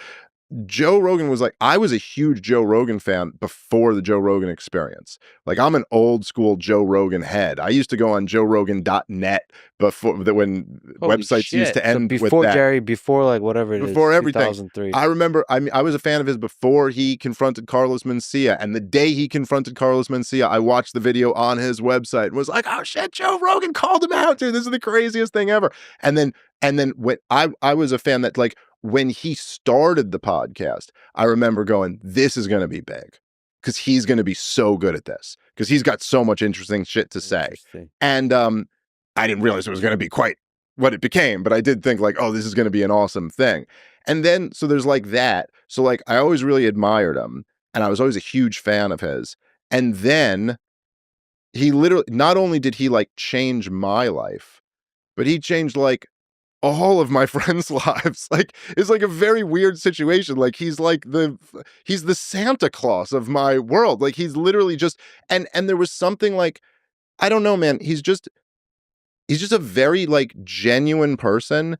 And I think he really derives a lot of pleasure out of the fact that he gets to help the people who he sees as like the good guys, like the guys worth helping. And I just think that's like such an unbelievable thing. The first time Rogan had me on his podcast was, I believe, in 2016. And I had like, I might have had like 5,000 followers or something like that. Like, I was completely unknown. And like, it was like, I did nothing for him. It was just the fact that he heard me on Ari's show and he was like, oh, I like what this guy's got to say. I think this is cool. Like, let's talk about it. And, yeah, I mean, he's just like, like again, he's just been such a great guy to me. In every little angle, like everything, you open for him, he takes care of you better than anybody else does. You'd work his club pays better than anybody else does. Like just everything is always like he's always great to the people who are around him. And again, like it's it's just hard to like, again, I have a wife, I have two little kids. Like he's put me in a situation where I can like provide a great life for them. And like, don't get me wrong, I mean, like I did something with the opportunity. It's not like he just gave me, like it's like he gave me the opportunity and I did something with it. But still, I mean, he didn't have to give me that opportunity. And I will always, I will go to my grave being enormously grateful for his friendship and his the platform that he's given me. And also just he is like, and I try not to abuse this, but there's been like a few points like over the years where I was like, I really need advice on this. And I've gone to him and he's been like the absolute best at literally every single time. I've followed it a few times. A few times I didn't follow his advice and I really regret not following his advice, but he was the absolute best like guy to be like, all right, let's talk about this. Which and the last thing I'll say is that it was freaking crazy. Is that because he's like, got more shit going on than anybody else in the world and is still very interested to take time out to like discuss something that I'm asking him about, which is a really, really great quality. Yeah, always takes a phone call. Yeah, you're right about the advice. His advice is spot on, and it's often the ones for me personally. What's needed is like he's been through so many fires Yeah. that he's really good at like making you feel like don't fucking worry about it. Yeah. Just like move on. It's the don't read the comments thing, but generally. Yeah, that's right. Yeah, just like fuck it.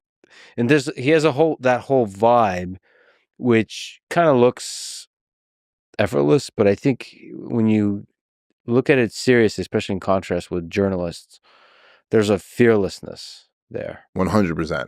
Like Yeah. that not giving a fuck. I mean, he says it's like fuck because of fuck you money or any of that. I don't think so. I think it's more than that. It's more. I mean, I'm sure that's a component of it, but there's people who have that who still don't have his A lot. fearlessness. Most people Yeah. who have money, Yeah. a lot of money, are actually become more scared. Yeah. Because they like the comfort of just like normal life. Because when you're taking risks, you're gonna pay for it even if you have money, not just financially. Just like it's gonna hurt. It's gonna disturb your life. It's gonna create turbulence. Yeah, the guy is fearless and follows just his genuine curiosity. It's like an inspiration to me, friendships aside, just inspiration of how great of a conversationalist he is.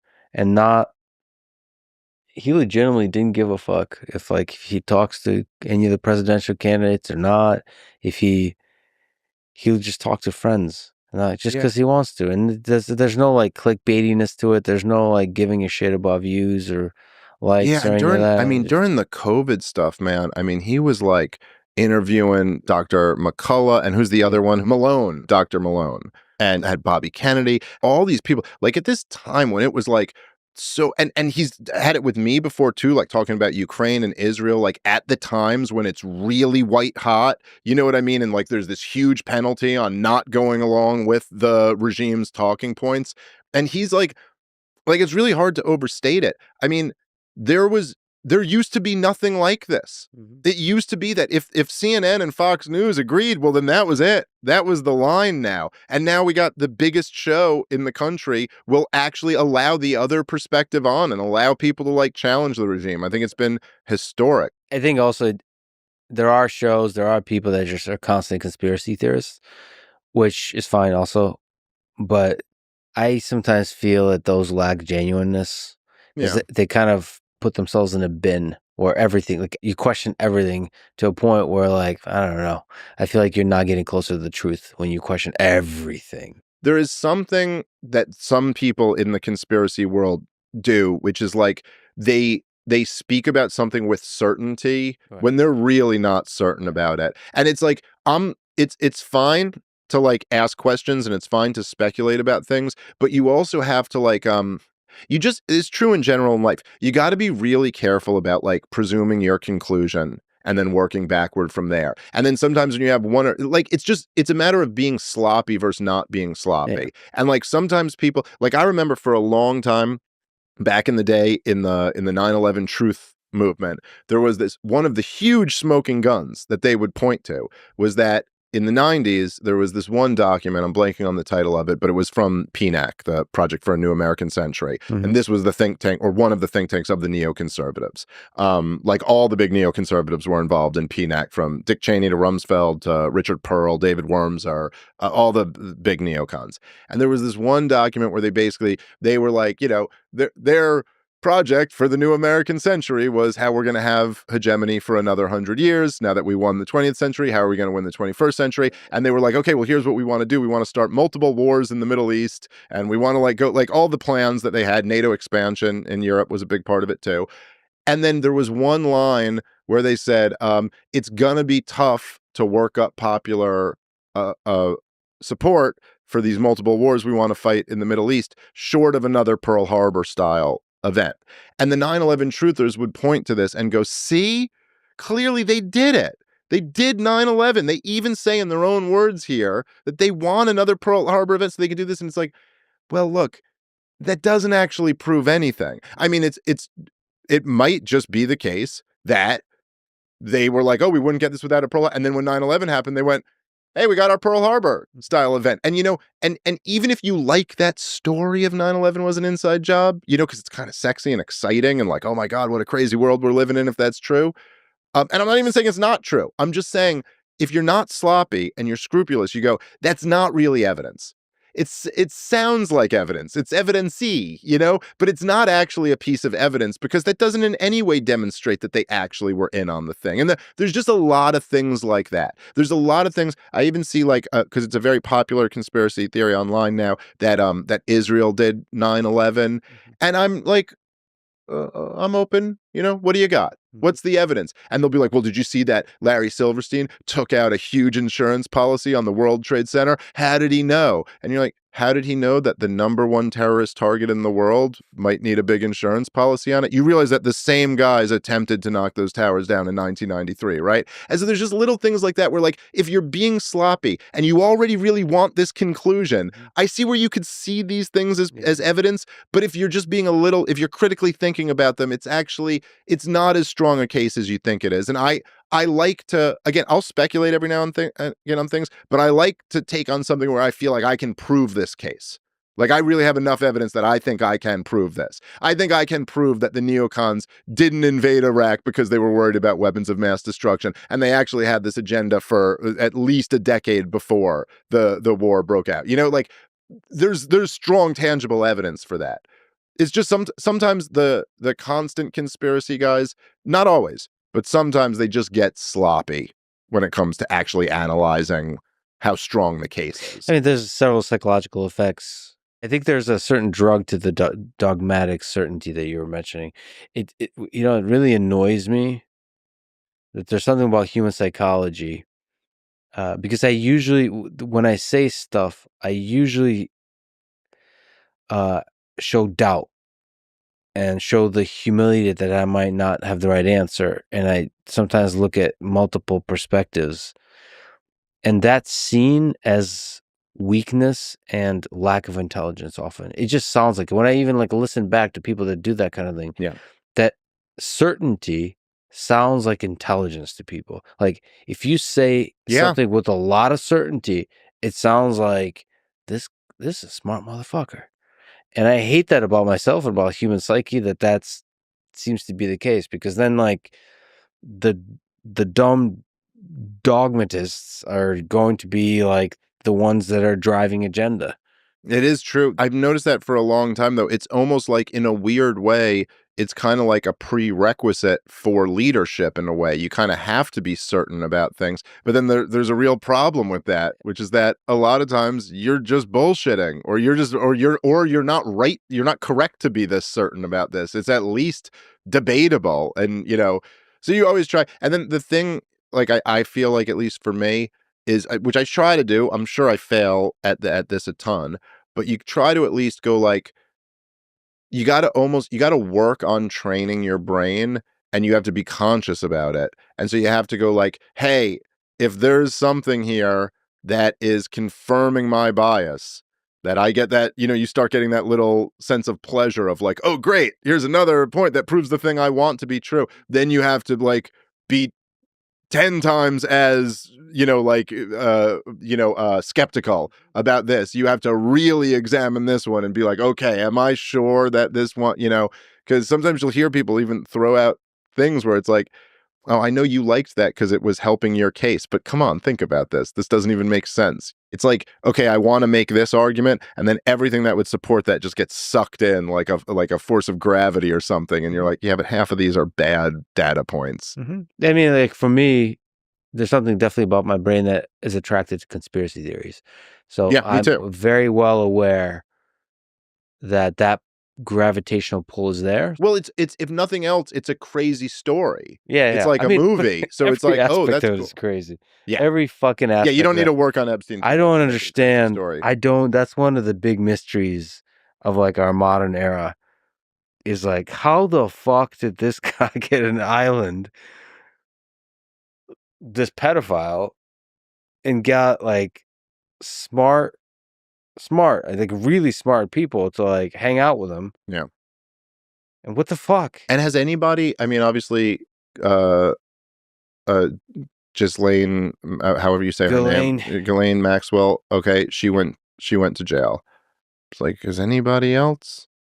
Has anybody anywhere been forced to resign? I mean, like, just even like, say, like, I don't know, like at the FBI or something, just for not like catching the thing sooner. Like, even if you weren't in on it, it's like, no, there's a real problem with the American system, and it's that like that I think this just went on for too long before like the American people just wouldn't put up with it anymore. And this is why trust in every institution and the corporate media and the Congress and all of it is evaporated. Is that it's like, because you're just saying of all the people who sold the war in Iraq, no one so much as like got kicked out of polite society. Like I'm not even saying like, oh, they went to jail for war crimes for life, but was just like, yeah, you can't, we're not looking to you for advice on the next war. Thanks. Go home. Like none of that. It's like all these like crazy things. Nobody goes down for it. I mean, like they lied us into war after a war. They've bankrupted the country, damn near destroyed the dollar. They locked down the country on the basis of pseudoscience. Then lied through their teeth about what this vaccine would do as they were forcing it on people. And like no one loses their job. No one even gets in trouble over any of this. And look, in any area of life, whether a business or a relationship or whatever, you cannot screw up that catastrophically and face no repercussions for it and think that your business or relationship isn't going to fail as a result of that.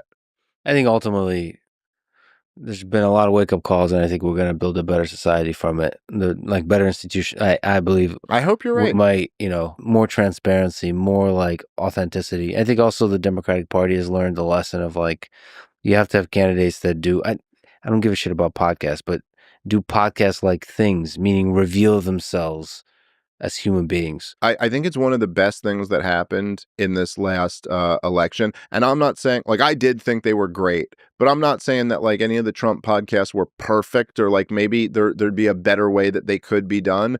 But I will say that I used to say this for a while, like as of like the last few years, but I'd be like, so it's like, so I'm me, and for me to do what I do, it's kind of expected that I'll probably like, I don't know, I get like at least like maybe 10 to 15 times a year, I'll come do a show like this. Like a long form show on a big platform where I'm gonna, like my ideas will be poked and prodded and tested, and there'll be pushback questions, and they'll be there. Sometimes they're more, adversarial, sometimes they're more friendly, but like and then yet our standard for who is the commander in chief was like you show up to these debates that are like 90 minutes long with these really stupid questions, and you give a 90-second answer to it or blah. And at least for the first time now, it does seem like, oh, the standard is kind of,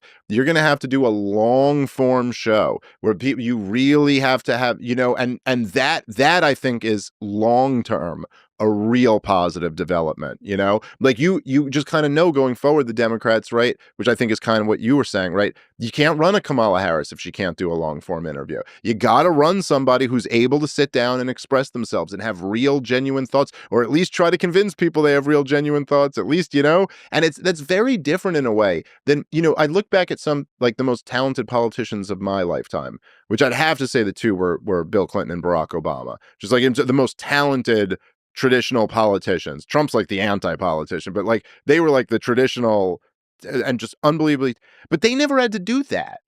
It was just a different time. Bill Clinton had to walk up and like, be like, oh, it's a beautiful baby you have here. They go back and then play the sax and then have a couple good answers to a small crowd. I'm from a little town called Hope. And, like that's not the game anymore. Now the game is like, can you sit down and actually have some ideas in a long form? And I think that's so much better because it's so much more revealing of, kind of like what we were saying before. You reveal a little bit. It's not 50 hours, but in those 3 hours, you reveal a little bit of your soul. Yeah, and I think that process makes you actually a better person. Yeah. I ultimately think that Barack Obama is a fascinating human being, and there was a choice made early on to do like less interviews, be more behind the wall, I think. And that's a disservice because I think it's a skill to be an authentic person, like that you build, Yeah. like to be able to allow yourself to be yourself. Like it's very possible that Kamala Harris is a fascinating person. Like Yeah. she We've just just, never gotten to meet her. and I don't know if she has gotten to meet Yeah. her, but it's a practice thing to like reveal yourself as a tricky thing. I think it's just good for the candidate. I think what she did, I'm a critic. I don't think she's a good candidate, but what she did is pretty freaking incredible. Meaning like to raise that much money in that short amount of time. I think it was a terrible thing for the Democratic Party to do. I think she's a terrible candidate, but still with the tools you got, She, like use TikTok, use whatever. I'll say the fact that she came as close as she did to being president is pretty goddamn insane, if you ask me. But yeah, the Democrats are a mess. They're a mess like I've never seen a political party before. But that in itself is I think a very good thing. And what comes from here is there's a lot of possibilities now. And there's never been like, I don't know who the person is. I don't see anyone out there that I could think of that would fill this role. But there's never been a more ripe time for someone to Donald Trump the Democratic Party now. Yeah. Like somebody what Donald Trump did, people tend to forget this because now like it's also because the accusation from the Democrats is that, the Republican parties are all a bunch of Trump cultists or something like that. But like I'm old enough to remember 2016, and what actually happened was that Donald Trump came in and just really resonated with the voters, and the establishment of the Republican Party hated it. They were openly talking about changing the rules at the Republican National Convention to deny him the nomination in 2016. What they were saying is that they were going to raise the number of delegates required so high that nobody could hit it, and then say, hey, since nobody hit it, we select Mitt Romney again, and we're going to run Mitt Romney again. Like they were openly conspiring to steal the thing from him, and eventually he just had so much support on the ground that they couldn't do it.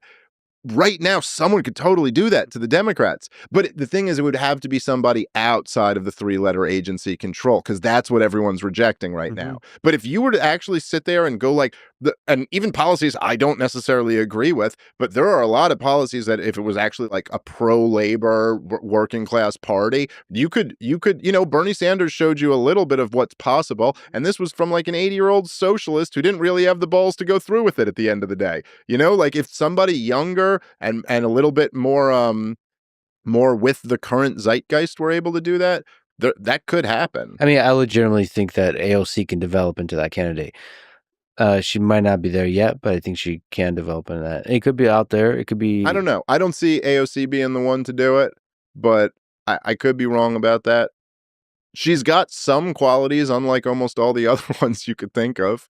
I just, I don't see anyone right now who I think could be that person. But I never would have. I mean, if you had asked me in 2014 who's going to come take over the Republican Party, I never would have guessed Donald Trump was going to come do what he did. So it might be the person we're seeing who we're not even thinking of, or it might just be some unknown.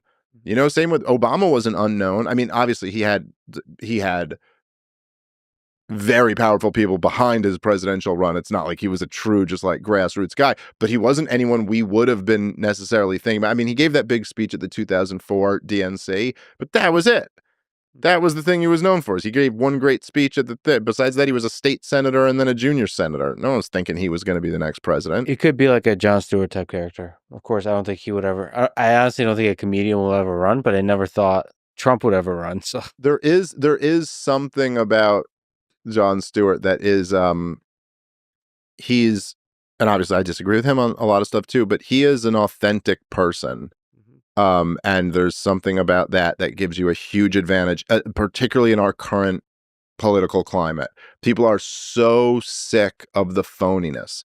It's like and they're right to be, because you could only, so you can lie to some of the people some of the time. Like this, you can only lie so much before eventually nobody wants to hear you in that phony voice telling the same phony lies anymore. And at least Jon Stewart is, I will say, I think Jon Stewart is telling the truth the way he sees it. Like, I don't think he's necessarily right about a lot of things. He is right about a lot of things, but I think he's wrong about a lot of other things. But I just get the impression that he believes what he's saying. And there's something powerful about that. especially when he's surrounded by people that disagree with him, he's still willing to say it. Yeah. That takes a certain kind of courage. Yeah. And be funny doing it. But he's not going to run. No, I don't think so. This is annoying. Nobody, you have to be fucking crazy to run. That is one of the real problems, And then people attack Donald Trump for being like a narcissist. And You it's like, have to be, yeah, I think. but who the hell else is going to ever do this? Yeah. All right. What gives you hope about this whole thing we got going on? America and human civilization. Okay, so this is not mine, but this is a Gene Epstein, who's is a really brilliant economist, and a great guy. And he told me this once, and I just always loved it. And so I call it Epstein's case. Not that Epstein, different Epstein. Gene Epstein, no relation. I want to be clear on that. Okay, this is Gene's. Let's call it Gene's case for radical optimism. And the way he put it was, he goes, so imagine you were sitting around in 1845, and you're at the height of, the slavery, and you were like, hey, in 20 years, slavery is going to be abolished across the West. And if you told that to someone, they'd be like, dude, slavery has existed for all of human history. Slavery is, look around. It's not going anywhere. You'd have to be out of your mind to think we're 20 years away from abolishing slavery. And yet we were. I mean, it's just the greatest thing in the history of the world. And unfortunately, America had to fight a bloody civil war to get there, but many other countries didn't. And they just walked away from what had been the status quo forever. And just stop doing it. And now, look, you can argue there's slavery by other names and things like that. And to some degree, paying an income tax is some degree of slavery. But there is not chattel slavery in the way that there used to be. And that is an incredible advance for humanity. And then the other example he would give is, he was talking about how at the beginning of the Reagan administration, in 1981, that the neocons, because when he was trying to have détente with Russia, the neocons were in the press being like, he just guaranteed another 100 years of Soviet dominance, And if someone had just been to you hey, listen, calm down. In 10 years, there won't be a Soviet Union. It's just been what are you, okay, nice idea, but you're out of your fucking mind. And yet that was true too. And so there is, even when, and you can see some dynamics even in our politics today where 3 years ago, I was really concerned about whether they'd shut the whole thing down. Us, I mean. You know, like when it was during the COVID times and during times where it was like everyone I knew was just getting strikes on all their channels. And if you just even wanted to like talk about how like there are people being vaccine injured, you'd like lose your YouTube channel, get people getting kicked off Twitter left and right. And I just saw it and I was like, dude, the grasp is just getting tighter and tighter and tighter. The regime is not going to allow these alternative voices, you know, in here, and they're just getting too big, and they're going to shut this whole thing down, and I'm going to have to figure out what I'm going to do after that. And I was totally wrong. It just, the trend totally went in the other direction. And things are now at a point where it's like, I couldn't even imagine it. I never would have envisioned Elon Musk was going to get $44 billion together and buy Twitter. And then he was, you know, it's like, and so I just think that if you kind of like zoom out, I think that the regime has lost their monopoly on propaganda. And this opens up enormous possibilities for what, you know, I remember so vividly 2002. And 2002, you know, 9/11 happened in late 2001. We invaded Iraq in 2003. But all of 2002 was a massive propaganda campaign, just constantly laying down the blueprints for this war that we knew was George W. Bush was about to launch. And it was, you know, they have weapons of mass destruction. They were in on 9/11. They're friends with Al Qaeda. They're going to hand this weapon that they don't have off to the terrorists they're not friends with. And then they're going to nuke Kansas. And every right winger, by the way, this is also sorry for rambling a little here, but this is also one of the reasons why when the Jew haters will say things like, they'll be like, oh, look, all of the Jews support Israel, or 70% of the Jews vote this way, or the 70% of the Jews support this war. It's like, listen, I don't like blaming, or even when the Palestine haters will say 70% of Gazans support Hamas or whatever. It's like, okay, look, I remember a time in this country, I know I'm going back 20 years, but every right winger in this country was completely convinced that we have to go invade Iraq because he has weapons of mass destruction, and you're some type of leftist homo if you don't agree with that. That was the entire culture in this country. And it was the one thing that the New York Times and Bill O'Reilly and CNN and the Washington Post all agreed on. They were all on board selling this war. You could not do that today. They could not get away with that today. Because if they did, how do you control this entire problem? You tell me. How do you control Joe Rogan and Tucker Carlson? You know, how do you get these guys to go? They're not going to go along with it. And in fact, they're almost definitely going to have people on their show who are just tearing it apart. And so I just look at that and I go like, yo, I mean, we're at a place now where we have this world of possibilities that would have seemed impossible just so recently. And so just thinking like all of that rambling stew, whatever all that was, that leaves me feeling very, very hopeful for the future. Yeah, there's a lot of social and political progress in that rambling stew over the decades and the centuries. For me, probably some of the technological progress is really exciting. Me personally, it just fills me with hope whenever I see the rockets go up. To clarify, Not the ones going into Gaza, the ones going into outer space, I assume. You had to clarify the Epstein thing, the Epstein rule. And I have to clarify exactly which rockets. SpaceX and Blue Origin rockets. So taking humans out to space, and yeah, for us to be among the stars. Like, it makes me feel like we're gonna make it. Because the bleaker times throughout human history, you think, I mean, there's just a sense, you're right, and during COVID, there's a sense of like, for many reasons, maybe just a simple psychological human reason, it felt like bleak. Like, fuck, I don't think we as a civilization are right. If we can't handle this pandemic from a policy perspective, from a human perspective, economic perspective, like this is like pandemic light.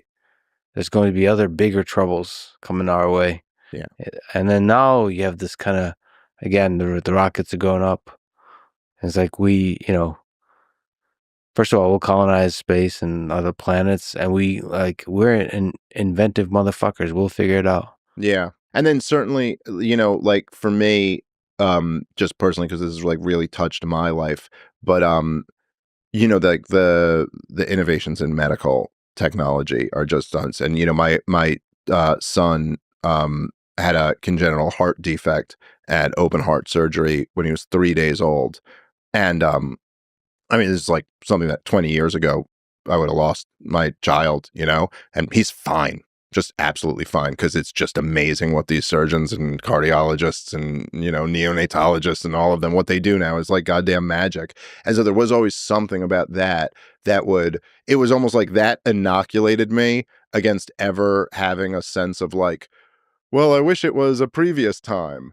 Cause like now, sorry, in a previous time I lose my kid. So I don't get whatever other challenges there are out here. Like I'll take that trade-off where this baby survives and gets a shot at having a life.